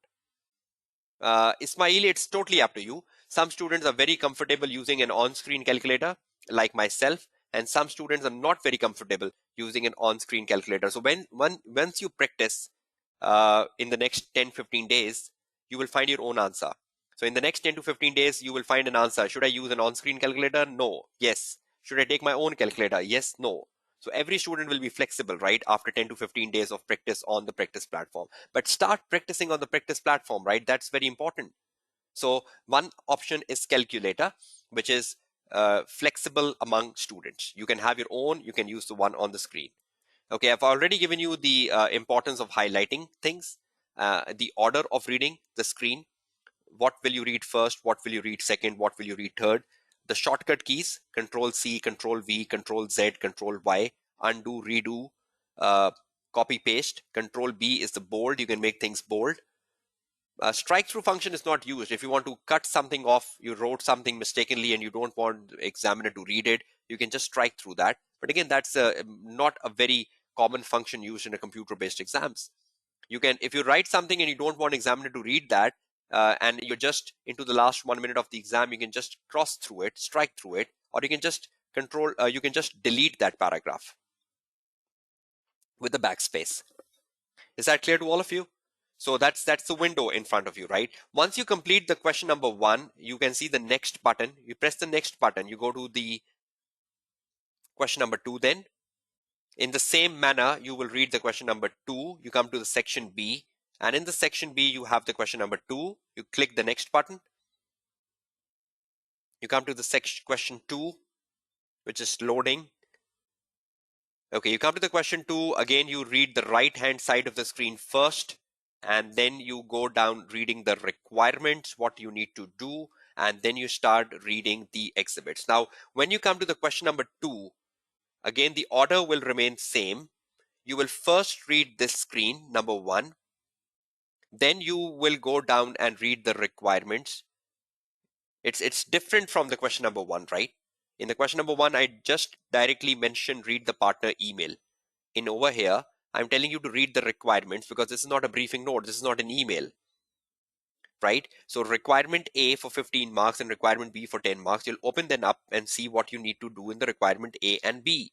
And after you've read the requirements, you will plan your answer in the word processor. You will plan your answer in the word processor. Number 2, you will read the requirements. Number 3, you will plan your answer in the word processor. And number 4, you will read the exhibits to make up your answer. Is that 1, 2, 3, 4 clear? And I'm demonstrating that once and giving you a break. First, you read the right panel in question 2 and question 3. Then you read the requirements number 2. Then you plan your answer on a word processor. And then you start reading the exhibits to make up an answer. This is the 1, 2, 3, 4 for question number 2 and 3. Right. And Manzoor, I'm just coming to your question in next 5 minutes. Okay, just let me demonstrate that in 5 minutes and we're taking a break then. And a lot more to understand on a computer-based exams. I cannot just fit everything on day 1. I still have day 2, day 3, day 4, day 5, where I will be demonstrating numerous aspects of the computer-based exams. So don't be worried about it. In the next 15 hours, you will all be perfect on handling the computer-based exams. Okay, now first, you will read the screen, right? You read the screen first. And after you've read the screen, you come to the requirements. You open the requirement A and you say, what exactly is the requirement A?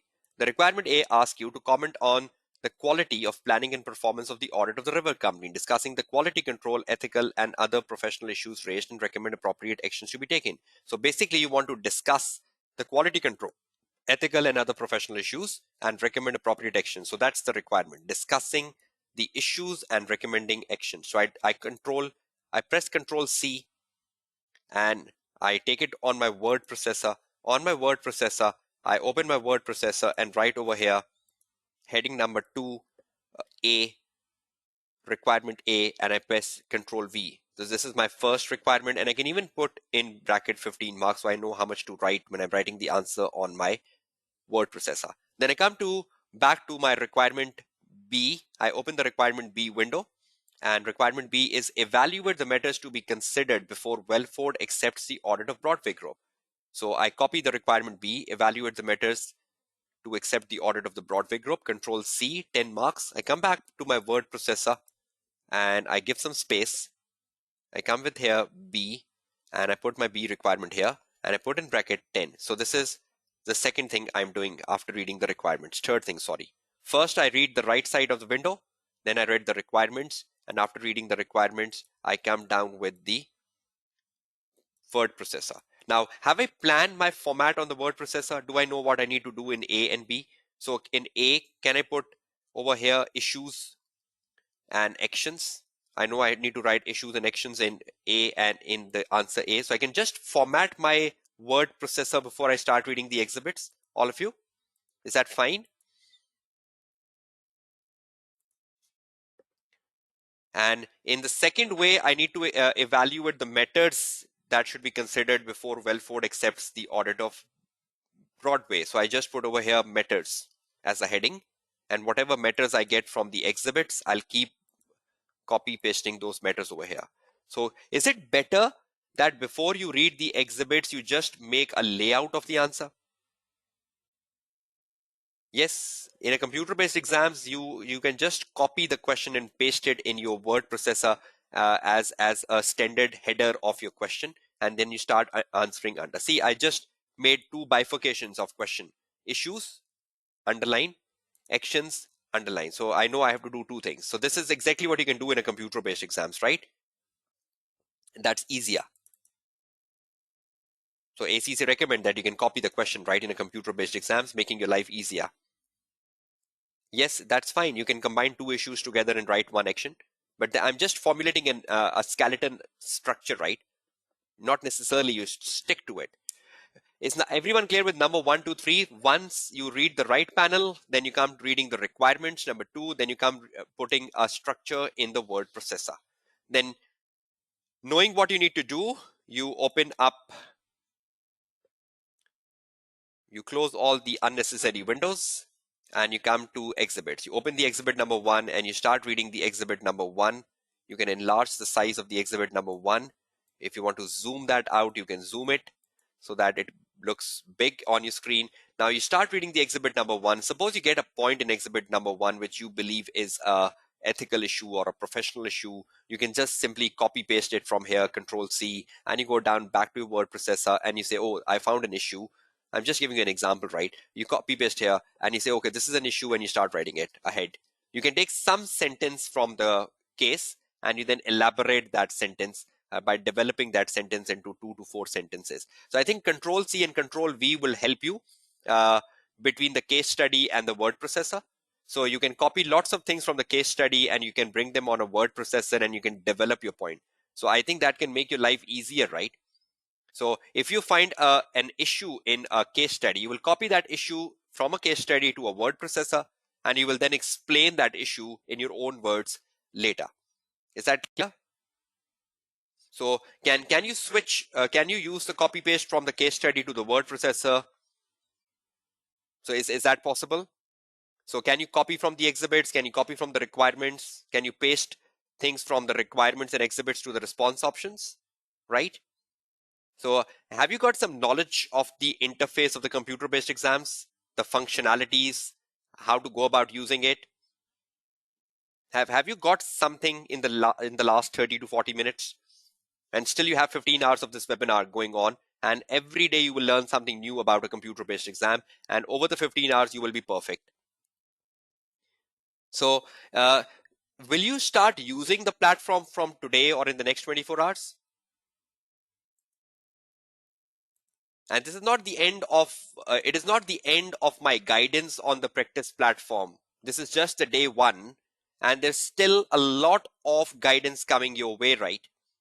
So please ensure you know how to use the highlight option, you know how to use the calculator, whether you want to use it or not. You know the order of reading the right panel and the left panels. You know how to Control C and how to Control V. How to increase the font size, which are basic commands in the AAA paper. Because most of the time in the AAA paper, you are using a word processor, and you should be very good on word processor. You should know the shortcut keys which are given in this PDF document. Please make a habit of reading this PDF document today. This PDF document is a wonderful document which guides you about all the basic rules and regulations you should be knowing about the computer-based exams, everything which I was guiding you. They also tells you about how you can open the window, close the window, how you can decrease the size of the window, how you can increase the size of the window. And they also tells you about the shortcut keys. So it's a pretty good document provided you give time to it, right? Okay, I'm now taking a break and we'll continue on this agenda of the computer-based exams even on the day 2 tomorrow and day 3, day 4, day 5. So I'll just make a summary of things we got today from the computer-based exams after the break. And right after the break, I want to spend some reasonable time on the new article, which is important. And even if time doesn't allow me to complete the new article today, don't be worried about it. Once I start my day 2 tomorrow, I'll connect the new article wherever I left today from tomorrow. So I'll complete the new article today, and if it is not possible to complete it today, I'll continue it in the day 2 tomorrow, and then we'll take on the day 2 agenda, right? So no need to rush and no need to panic. This is an important article and I need to spend a good amount of time on this article. So I'll make a summary of the CBE practice platform which we just did today so that you can start exploring it. And if I have missed out anything, don't be worried about it. You have another 12 hours after today, where you will have an excellent approach towards the computer-based exam, right? So I hope you liked the first part of the session today. And I'm giving you a break now. If you can drop in your feedback. It's like 10:20 in Pakistan, 10:20 p.m. Pakistan Standard Time. So we'll come back at 10:35, right? 10:35 p.m. Pakistan Standard Time. So it's a 15 minutes break, 10:35 p.m. Pakistan Standard Time. Please be back and I'll resume back with a new article. Has everyone taken the note? We have a break till 10:35. Let me put that in the chat box. Break till 10:35 p.m. I hope this message has gone to every one of you in your chat box, right? So I'm just muting myself and please come back because we'll be exploring the new article right after the break. Stay tuned.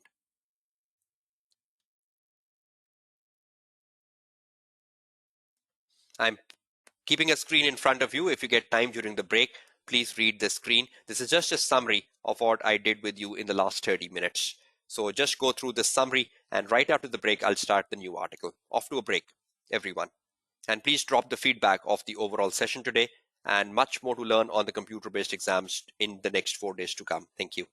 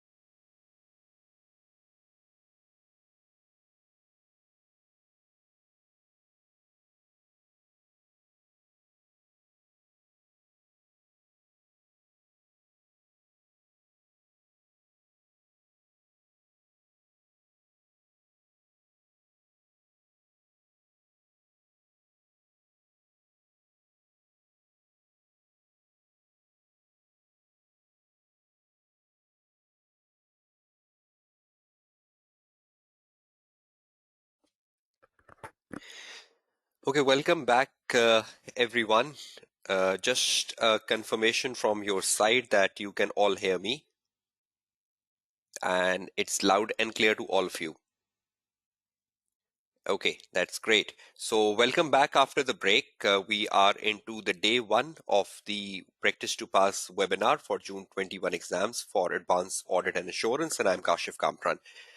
Prior to the break, we were discussing the practice platform, because in most of the countries, including Pakistan, the AAA will be a computer-based exam from June onwards. So it's very, very important that the students should try to log into the practice platform and start using it. I hope my session prior to the break must have given you the encouragement that you explore the practice platform as much as possible. But that's not the end. Every day uh, of this webinar, I will be spending some time on explaining you the features and the do's and don'ts of the practice platform. I will be drilling the past papers on the practice platform as much as possible, so that by the end of the 15 hours, you have a good command of the practice platform and you start to do it. Because the more you practice on the platform, you will find the efficiency improving every day. And when you enter the actual exam, you will have a command on the functionalities of the platform. You will have the command on how to open a window and how to close a window, how to switch between windows, how to increase the size and how to decrease the size, how to copy paste, and everything. So the more you use them, the better for you, because that is something we refer again and again, that practice makes you perfect, right? I hope you got some encouragement at the start of the session today, and this encouragement will continue on day 2, day 3, day 4, and day 5. I will be guiding you about how to use Excel or a spreadsheet in a AAA exam, and what's the usage of a spreadsheet in AAA exam, when will you use it, and when will you not use it, and that is on day 2 tomorrow. And any other feature of the computer based exam which is beneficial for you, which you should be using as a student, I will be guiding you about that from day 2 tomorrow up to day 5. But I hope the start we took today on the computer based exam, the practice platform, like a highlighter, scratchpad, calculator, using the word processor, the copy paste, and every such thing, I hope that must have helped you, right? All of you, to take a start. But that's not the end, right? That's not the end. We still need to explore a lot about computer based exams over the next few days. Is that clear, everyone?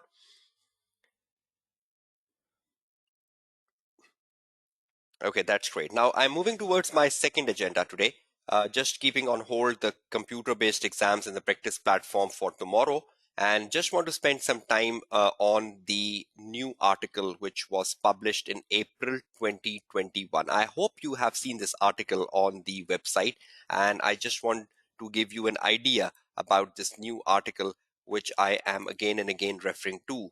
Uh, if you go to the AAA technical articles and you just type the AAA technical articles on Google, you will come to the first hyperlink. You click on the first hyperlink and you come to the AAA technical articles, right? So on the Google, write AAA technical articles, click on the first hyperlink, and you come to the technical articles of AAA. Now over here, if you just scroll down the technical articles, I've been guiding you about the articles which are in front of your screen every time in my webinar.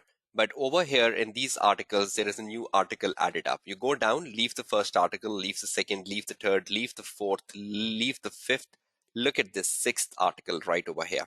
If I can just make a bracket here. Look at this article. This is the article which is published in April 2021, and this is a new article. Can it be examined in the June 21 exams? It can be, it cannot be. But should you read it? Definitely, because you cannot just leave this article and enter the June 21 exams. So let's explore this article to an extent we can by the end of the time today at 11:30. And if something is left, we'll explore that at the start of the day to tomorrow.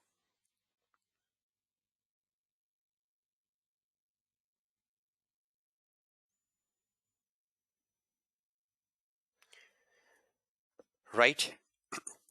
So let's start the journey on the exposure draft and looking at the proposed revision to the code to promote the role and mindset of the professional accountant. So please download this article. This has already been provided to you in the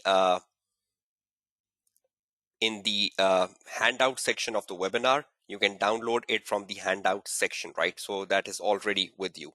Now, just moving back and exploring this article and taking on this article here. See, this is the article right in front of your screen. Exposure draft. Exposure draft means it's just a current issue. Exposure draft means this is not an affirmative thing, but this is in a phase of development. Proposed revisions to the code to promote the role and mindset expected of a professional accountant. Now, you all know professional accountant is a big term, right?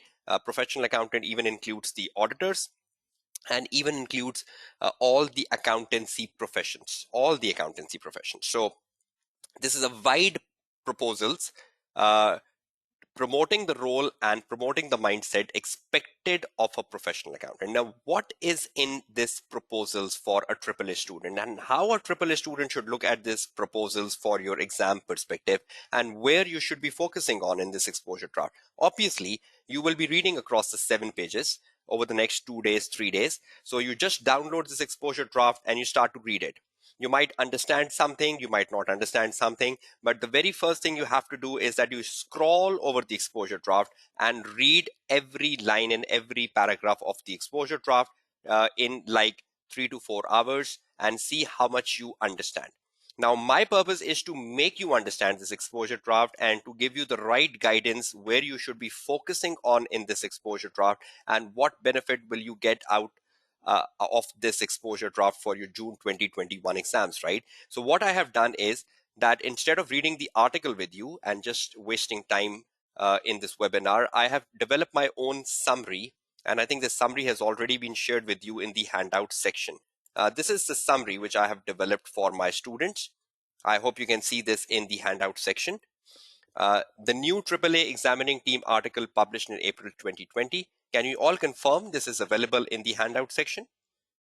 Exposure draft, proposed revision to the code to promote the role and mindset expected of a professional accountant. This is a summary and an exam guidance by Kashif Kamran. So let's start the journey. Let's see what is the proposed revision to the code and what the proposed revision should mean to our AAA student. Okay, let's start on with the journey. Now, I try to make a summary over here, and I just want to read that with you. I believe this revision has come to the code, and code is the syllabus area B of your paper, and the syllabus area B of your paper is ethical and professional issues. Now, as part of your syllabus, as a AAA student, you should have an idea about the code of conduct, and the code of conduct is a syllabus area B. So I think this exposure draft is hitting the syllabus area B. And if it is examined, it will be examined in the context of the syllabus area B. So that's the very first sentence I have marked over here in my summary, that this exposure draft covers the numerous aspects which are examinable part of the syllabus area B of the AAA paper. And the AAA syllabus already includes ethical and professional issues. So the student should be well equipped with this exposure draft, and they should have an idea about the proposed changes which have come to the code of conduct. Right? So in terms of the placement of the question, Bahawal, it's too early. Examiner can put a question on this exposure draft anywhere in the section A or section B. We know syllabus area B is a flexible syllabus area, and being a flexible syllabus area, it can come in the question number 1, 2, or 3 anywhere. The bottom line is we should be prepared about the summary of this exposure draft, right? Wherever it gets tested in the exam paper. But in terms of the syllabus area, this is a syllabus area B. The next bullet, I just try to summarize what is the key message of the exposure draft. This exposure draft is covering numerous aspects relating to the professional accountant role. So that's one thing covered in this article, the role of the professional accountant. Public interest is another area covered in this exposure draft. Concept of integrity has also been covered in this exposure draft. Objectivity has also been covered in this exposure draft. Uh, Professional behavior has been covered in the exposure draft, and inquiring mind has been covered in the exposure draft. Now, these are the terms which you are not listening for the first time: inquiring mind, professional behavior, objectivity, concept of integrity, public interest, professional accountant. These are not jargons which you are all listening for the first time. Am I right? But these are areas where changes have been brought in. These are areas where something has changed, and you should know that because it's an exposure draft. So professional accountant role, public interest, concept of integrity, objectivity, professional behavior, and even inquiring mind. And not just that, the dangers of being biased and the internal culture of the firm. What is a danger that the accountant is biased? What sort of biasness is the article talking about? And you are all familiar with the word bias. And you know that whenever the auditor is biased, it is a threat to objectivity, right? And how can a culture of the firm contribute towards overcoming the danger of bias? And how can the culture of the firm overcomes the concept of integrity? So how many things have been gone into this article? Just recap. Number one, the professional accountant role. Number two, the public interest. Number three, the concept of integrity. Number four, the objectivity. Number five, the professional behavior. Number six, the inquiring mind. Number seven, the danger of being biased. And number eight, internal culture of the firm. So these are the key learnings when you're reading across the 7-page article. Is that bullet number two clear to all of you? So I've just tried highlighting the areas which you need to touch upon and make a summary of when you're reading the actual article from the ACC website. Is that clear? Can you respond to my question, everyone? Okay, that's great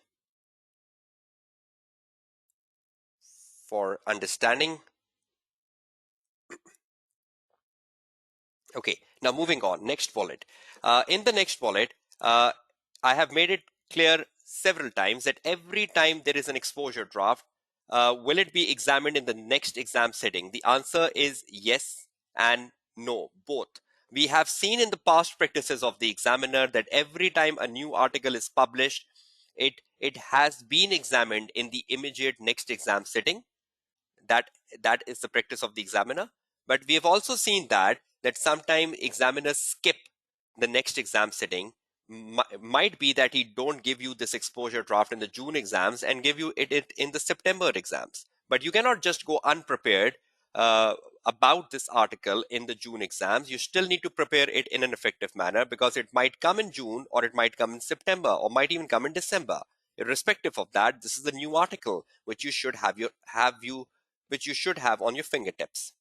Okay, now the key 5 changes and the definition used and the terminologies introduced by the exposure drafts are potential to the AAA paper in the coming exam settings in 2021, right? So when I read this article, so I try to summarize the changes into 5 changes. There are lots of definitions used, lots of terminologies used in this exposure draft, which I believe is a potential to a AAA student. Now, I tried making a summary of that in my document, and I will be reading through that summary and guiding you about the potential changes which have come in the exposure draft and why. Okay, let's get down to the background of this exposure draft. What is the reason of the background? What was the reason of the change? The background.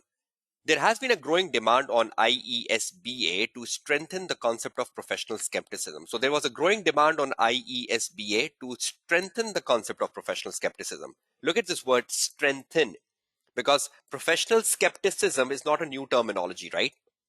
So it is nothing introduced. It's just to strengthen. It's just to strengthen the concept of professional skepticism. Number one.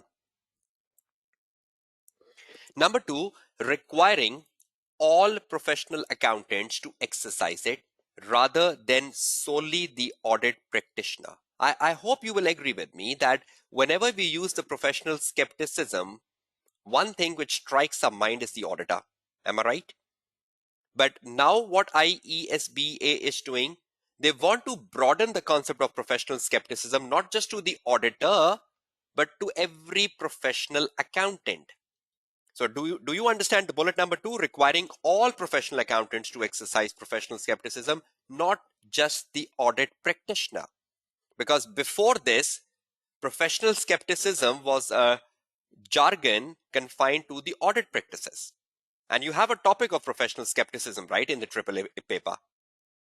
So is everyone clear with the background that what was the reason of introducing the changes in the code?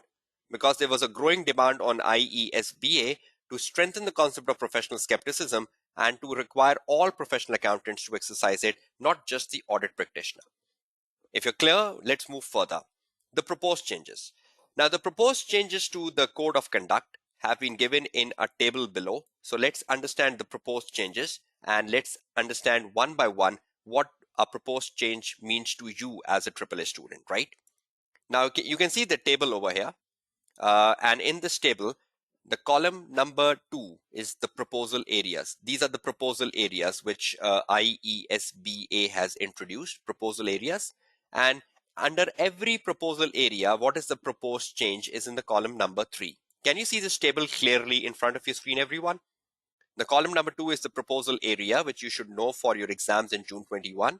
And the column number 3 tells you about the proposed changes. Is that clear? Everyone can see that? So I'll pick every proposal area and I'll discuss with you the proposed changes. And if anything needs an elaboration, I will be giving you the elaboration. Now let's look at the first area of change. The first area of change is role and responsibility of a professional accountant. Role and responsibility of a professional accountant. You all know who is a professional accountant, right? The auditor is a professional accountant. Even any other role adopted by an accountant is a professional accountant, right? The professional accountants can be the management accountants, can be the financial accountants, can be the auditors, can be the internal auditors. So professional accountants can take different roles, right?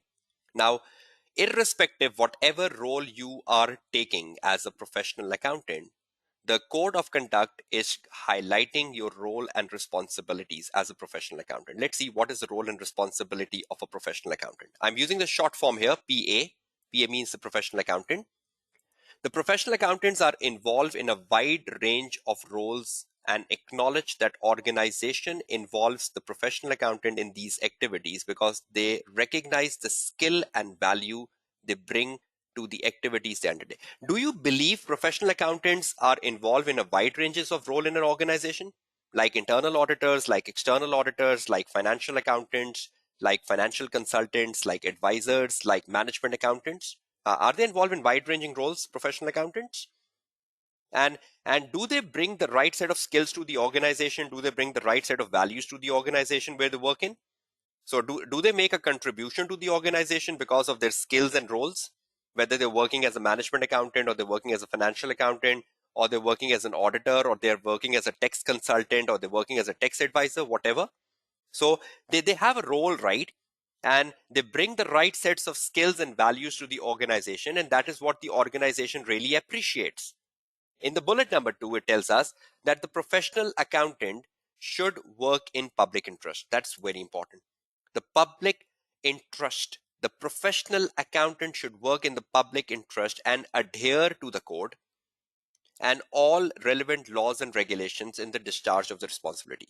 Now, if you are a professional accountant in Pakistan, for example, you're not just adhering to the codes, the code of conduct, you're also adhering to your national laws and regulations. Now, that is the best discharge of your responsibilities.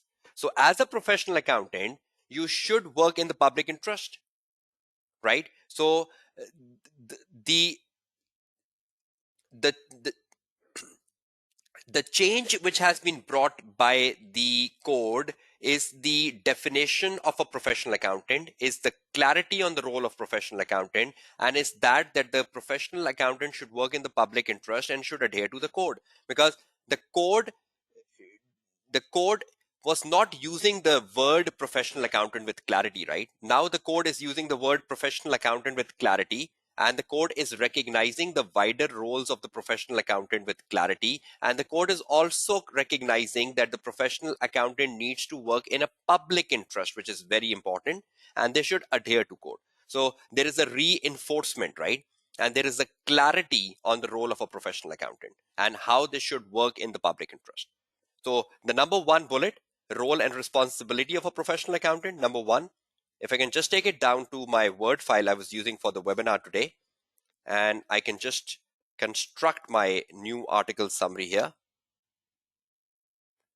Okay, we're just discussing the new article, which is the exposure draft. And in this exposure draft, number one, something has been newly introduced. In this exposure draft, something has been reinforced. In this exposure draft, something has been clarified. So the purpose of the exposure draft is not just to bring a new thing. It's also to reinforce something. It's also to clarify something for the sake of clarity, right? Now, the first thing we are understanding is the proposal. The first proposal we are understanding currently, number one, is the proposal which relates with role and responsibility of a professional accountant. Now, you have already seen what has been the highlighting point of the code here, but this proposal basically has been brought to reinforce the role of PA, to bring clarity to the role of PA.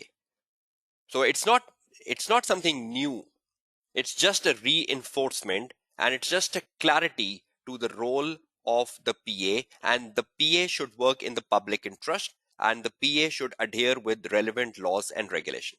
Is number one clear to all of you? So this is the first proposal under the exposure draft, role and responsibility of a professional accountant. So this is just a reinforcement, and this is just a clarity on the role and on the public interest of a professional accountant. Is everyone sound and clear on it?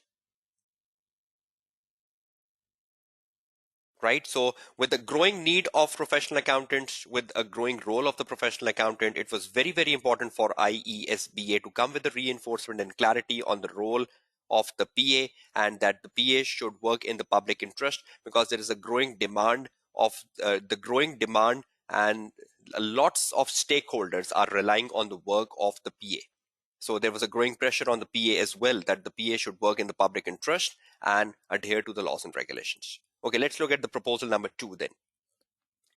The proposal number two, which has been brought in, is much more important for a AAA student, because it is about the changes to the definition of objectivity and professional behavior. Now that's important. Changes to the definition of objectivity and professional behavior. Now, you all know the code of conduct, right? You all know the code of conduct, right? And you all know about objectivity, right? And you all know about professional behavior. You must have studied that in your AA paper and your AAA paper, professional behavior and objectivity. Now, what has been important here? Changes. So that's an important word here. Let's see what has been the change in the definition of objectivity and what has been the change in the definition of professional behavior. Let's find the change. And this is very, very important for a AAA student to know, because objectivity and professional behavior is part and parcel of your syllabus. So let's find the change. What if the examiner asks you, explain the revised definition of objectivity, or define the revised definition of objectivity? Because every time a new article is tested, the new article is tested for knowledge.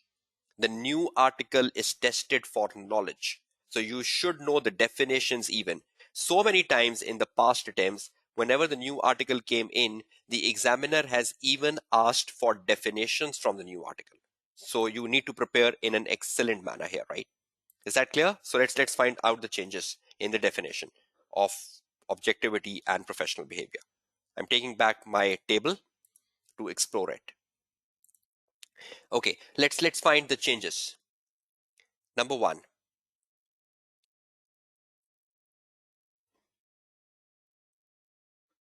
the proposed over here, it's to propose to amend the definition of objectivity in order to present it in a positive manner rather than a negative manner.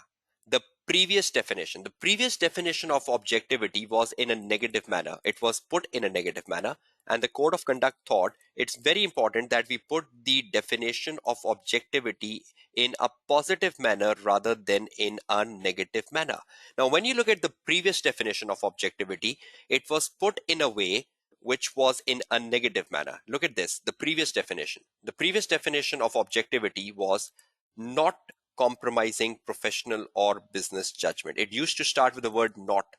So if anyone asks you what is objectivity, so you used to tell not compromising the professional or business judgment. The definition was valid, but the definition was put in a negative manner. So the code of conduct decided, rather than putting the definition with the word not, let's put the definition in a more positive manner, and this is the proposed new definition. The new proposed definition is actual exercise of professional or business judgment without these being compromised by factors such as bias, conflict of interest, or any form of undue influence by or an undue reliance on other parties. Now see, this is the new definition: actual exercise of professional or business judgment without these being compromised by factors such as bias, undue influence, conflict of interest, etc. So will you learn this definition? Now, this definition is not saying not compromising professional or business judgments. This definition is saying actual exercise of professional or business judgment without being influenced or without being biased. So is this definition important from an examination point of view? So if the examiner asks you to define objectivity, will you define objectivity this way, which I put in red? Or you will use the not definition? No, you cannot use the not definition. This not definition is to be strike through, not use it. So are you clear with the old and new definition now? Will you learn the new definition, everyone? Right, the red one, right? The red one will go into the exam paper. So the new definition is the actual exercise of professional or business judgment. Not compromising professional or business judgment was an old definition. So what changes have been brought in objectivity? The definition.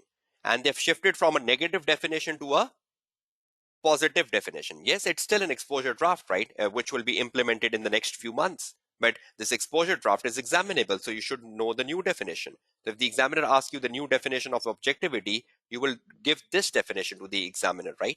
So the very first change is what? The very first change is that we have moved from the negative definition to a positive definition. So negative to positive definition. Will all of you remember that? Number one. Yes, you should use the new definition, Osama. That's the reason I'm telling you, right? What's the reason of bringing the article? Who brought this article? The AAA examining team brought this article for a student to know the new definition for June 21 exams, right? Exactly. You should now use this new definition because this is an article by the examiner. So negative to a positive definition, right? Move back. Next. The next thing, the IESBA has also proposed to include a technological bias as a result of the technological advancement, particularly the artificial intelligence and data analytics and their impact on professional accountants' objectivity. Technological bias is a new term. Now, as a student, what if the examiner asks you, what is a technological bias? Because auditors should be free from bias, right? In order to be objective. True? But what if the examiner asks you define technological bias? And you might be confused in the exam paper. What is a technological bias? And the technological bias is a new terminology, right? Which has been brought in the code of conduct. So if the auditor is biased, will the auditor be objective? If the auditor is biased, will the auditor be objective? Should the auditor be free from bias?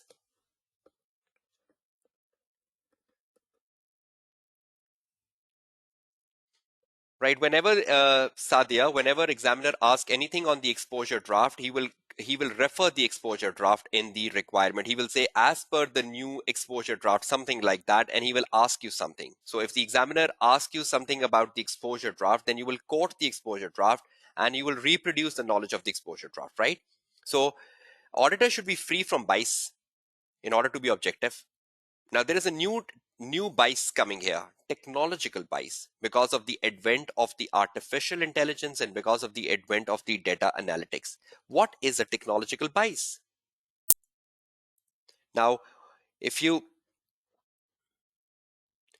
go down and explore what is a technological bias, let me explain you that. Technological bias is very simple. If you just give me 1 minute, if I can put the definition in front of you for a technological bias.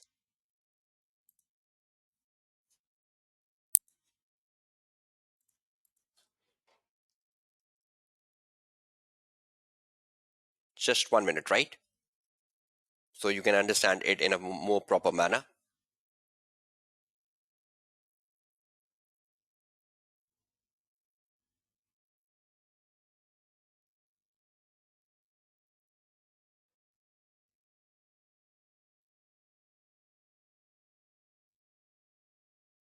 Okay, just let me put it with you. Just 1 minute. Okay, I hope you can see the screen back, right? Now, what is a technological bias, right? Now, try to understand. Technological bias is basically that the auditor gets influence with technology, and the auditor starts believing that whatever results have been produced by a computer system or whatever results have been put in by a computer program is right, and he starts to trust computer. So if the auditor trusts the computers, or if the auditor trusts the computer systems, or if the auditor starts to trust the results of the computer systems, because more and more computers are being used in organization, and most of the results, most of the financial statements and everything is being produced from the computer systems. So if you trust the computer, you trust the computers, you trust the computer, you trust the results generated from the computers, results generated from the computer. That means you are just relying on the computer and you are biased. You are relying on the computer and you're not doing anything which you should have done as an auditor. You trust the computer, you trust the results generated by the computer without doing any testing of the computers, or without doing any procedures on the computer, or without making your own independent working, and you just rely on the working of the computer, then you will be biased. If you want to avoid the technological bias, the auditor should develop their own workings and compare that with the computer working.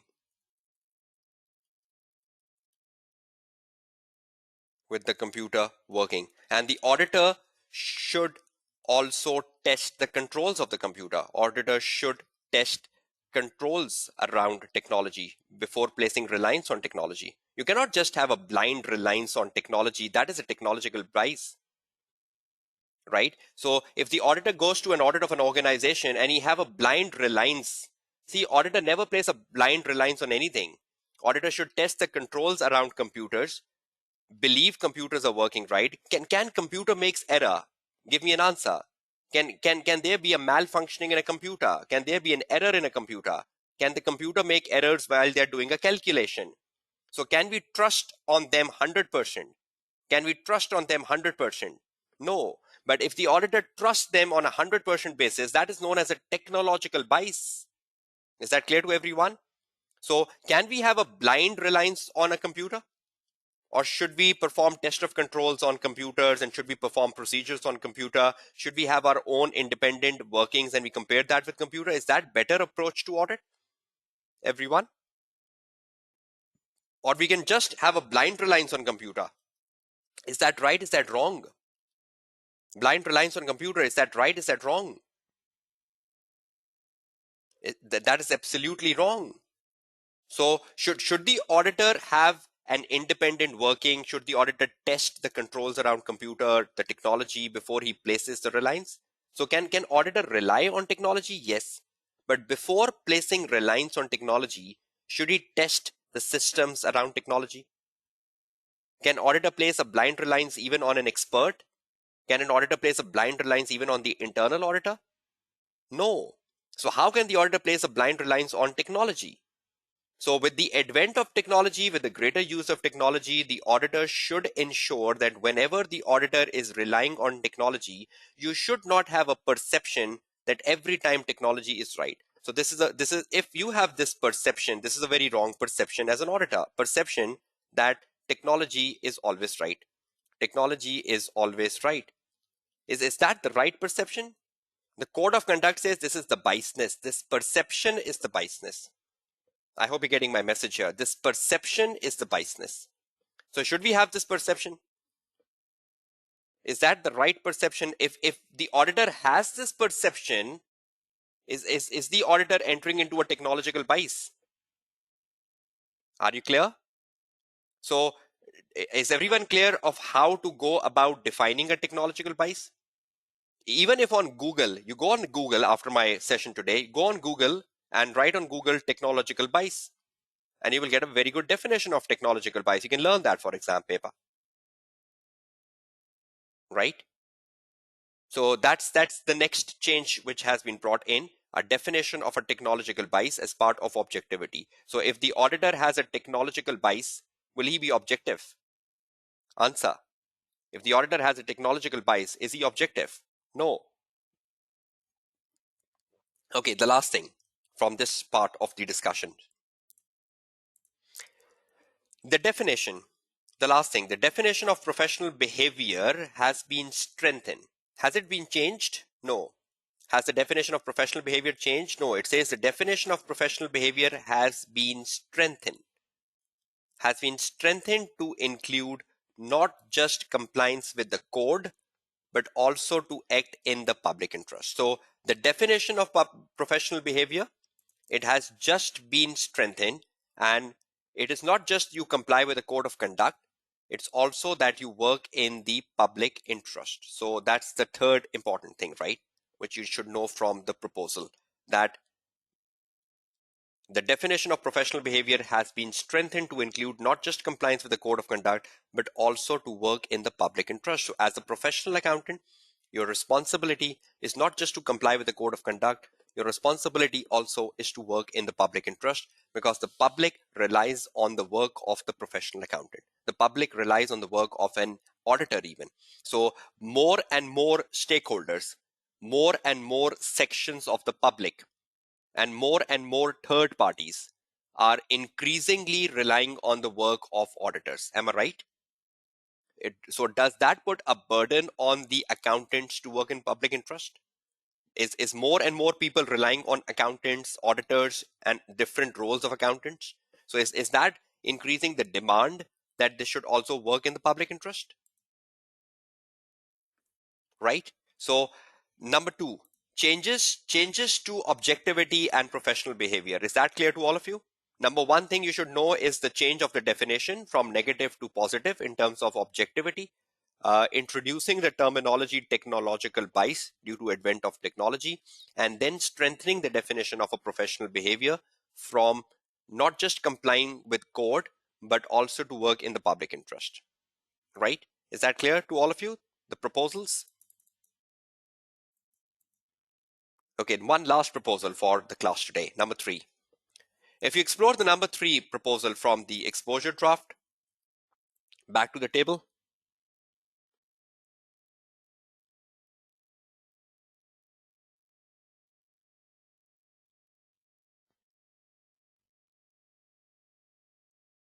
The new application material to the principle of integrity. So we have brought some new, the code of conduct has brought some new application material to the principle of integrity. Is principle of integrity a new principle? No. The code of conduct has brought some new application material to the principle of integrity, right? So the number 3rd proposal is the new application material to the concept of integrity. Integrity is not a new concept.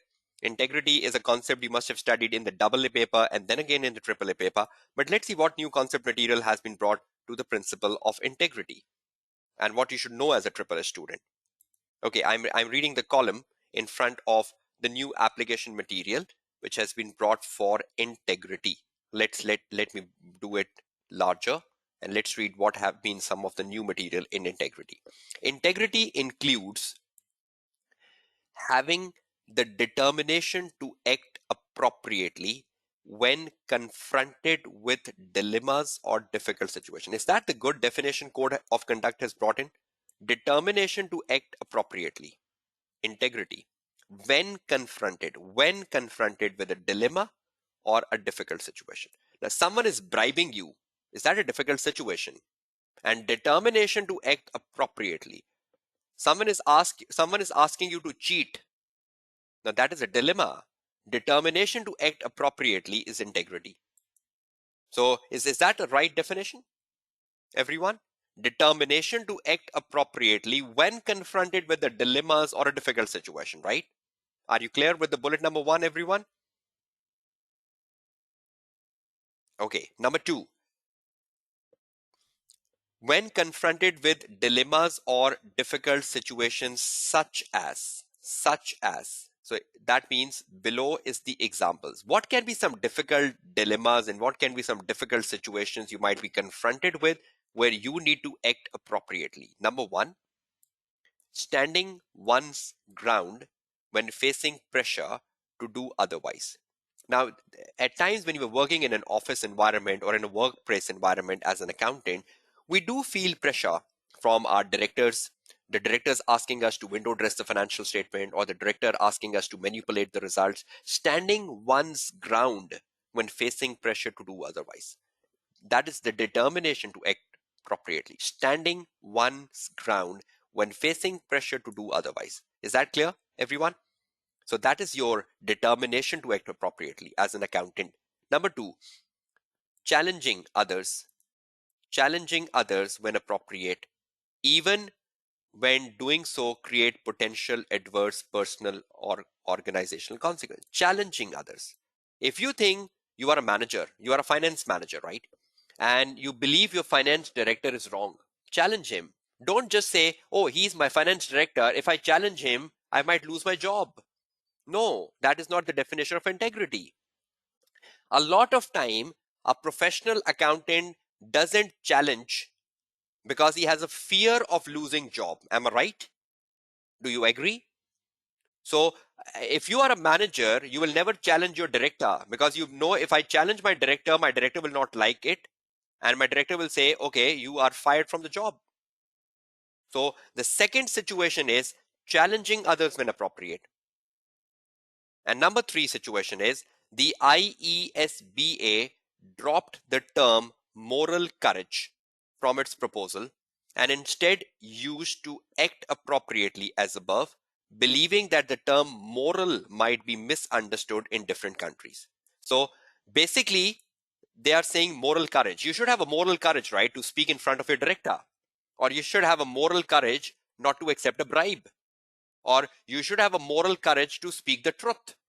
But the code of conduct has dropped the term moral courage for integrity, cross through, because they thought that moral courage might be a misunderstood term, and instead they brought a term instead used to act appropriately. Act appropriately. So what is the jargon you will be using in the exam paper? Moral courage or to act appropriately in a given situation. So if someone asks you to define integrity, will you say integrity is a moral courage? Or will you say integrity is to act appropriately? Which term will you use? Act appropriately, right? So please ensure that in an exam paper, when you are defining integrity, so integrity means to act appropriately, determination to act appropriately when confronted with dilemmas or difficult situations. So there has been a reinforcement here, which you should know for exam paper. Number 1, determination to act appropriately when confronted with difficult situations, right? And will you remember the examples I've given you? Number 1, standing one grounds. Standing one grounds, that's the first example here. Number 2, challenging others. You should challenge others. That's very important, right? So these were the 2 areas where you should act appropriately. And how would you assure you are acting appropriately? When you stand one ground means that you are affirm. If someone offers you a bribe, stand one ground. Say, no, I cannot take a bribe, even though you might lose a job. Standing one's ground. Is that clear, Muhammad Arsalan? So standing one ground is if someone asks you to manipulate the financial statement, will you? Is that clear? So is everyone clear with the new application material to the principle of integrity?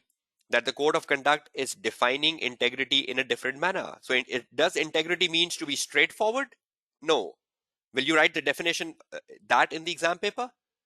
Integrity doesn't mean to be straightforward anymore. Integrity now means determination to act appropriately. Will you remember that keyword for exam paper?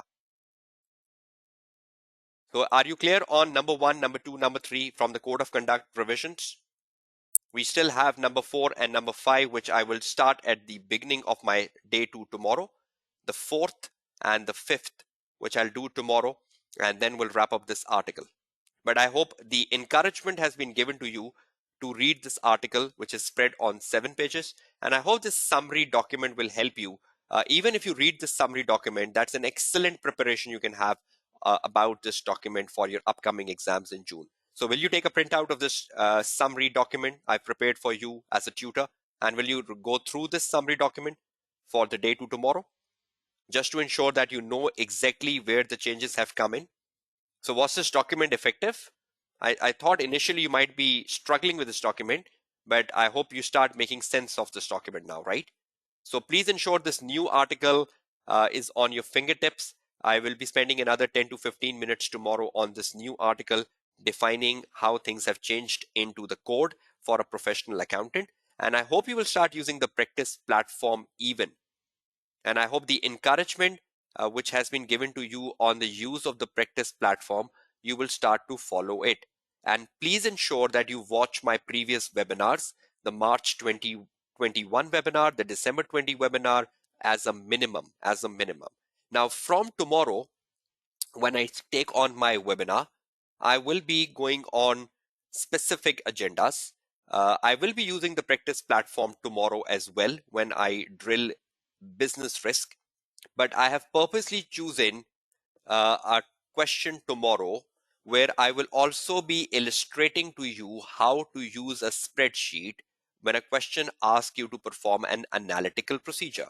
So if a question is asking you to perform an analytical procedure, how will you make use of an Excel and a spreadsheet and the word processor document for writing a business risk answer? So we have a good agenda tomorrow, a business risk and using the analytical procedures in terms of ROM.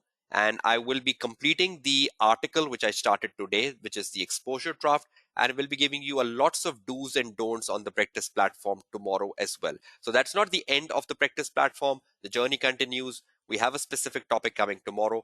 Today's session was a journal session just to give you an awareness about the AAA CBEs and more importantly, to give you an awareness of the recently published article. I hope there are 2 benefits of the session today.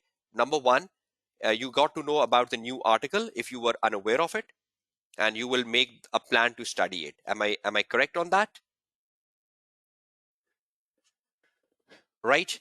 And the encouragement of the practice platform, right? The encouragement of the practice platform. Right, Mohammed Arsalan, how to use a blank workspace. I will be guiding you about that tomorrow, so don't be worried about it. So if you want to practice a past paper, which is not on the practice platform, Mohammed Arsalan, how would you use the blank workspace? I'll be using the blank workspace over the next 4 days because there are lots of questions which I will be doing in the webinar, which are not available on the practice platform. So eventually I have to go to the blank workspace, right? So don't be worried about it. I was very clear today that this is not the end of the computer-based understanding. You will be understanding the computer-based platform over the next 15 hours.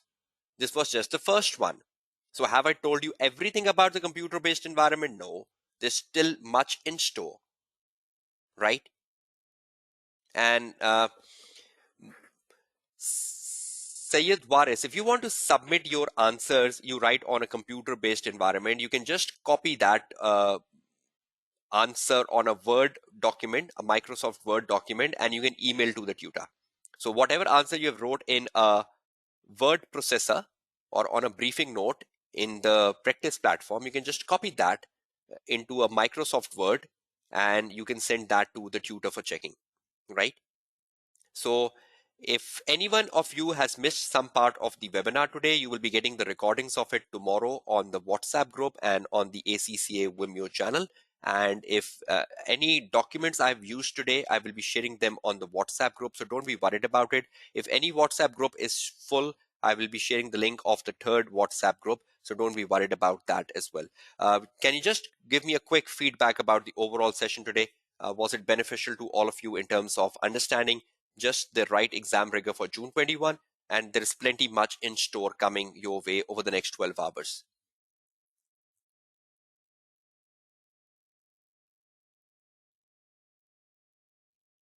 Okay, and I think over the next 15 hours, the 5 days, you will have a very good command on the computer-based exams, because this is just the trailer and there's much more on it. So I believe 15 hours will be a good enough time for all of you to start working on a computer-based platform, and you should start working on it from today or from tomorrow, right?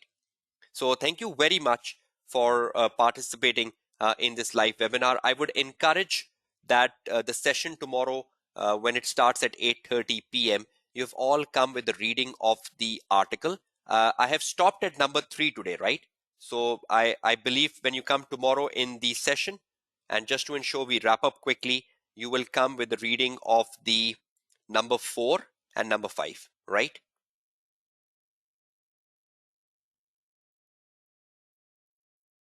Okay, thank you very much for that. So I'm just wrapping up my webinar now, and I'll see you back tomorrow, day 2, 8:30 p.m. And we'll be starting on with the agenda of business risk, risk of material misstatement, how to use analytical procedure, more about the practice platform, and completing the article. Take care of yourself. Have a nice practice ahead of your exams coming up on the 7th of June. And I'll be back with another live session tomorrow. Till then, have a nice day, all of you. It's your tutor Kashif Kamran signing off from the day 1 of the AAA Practice to Pass webinar being organized by ACC Pakistan. Take care. Have a nice day ahead. Goodbye and Allah Hafiz.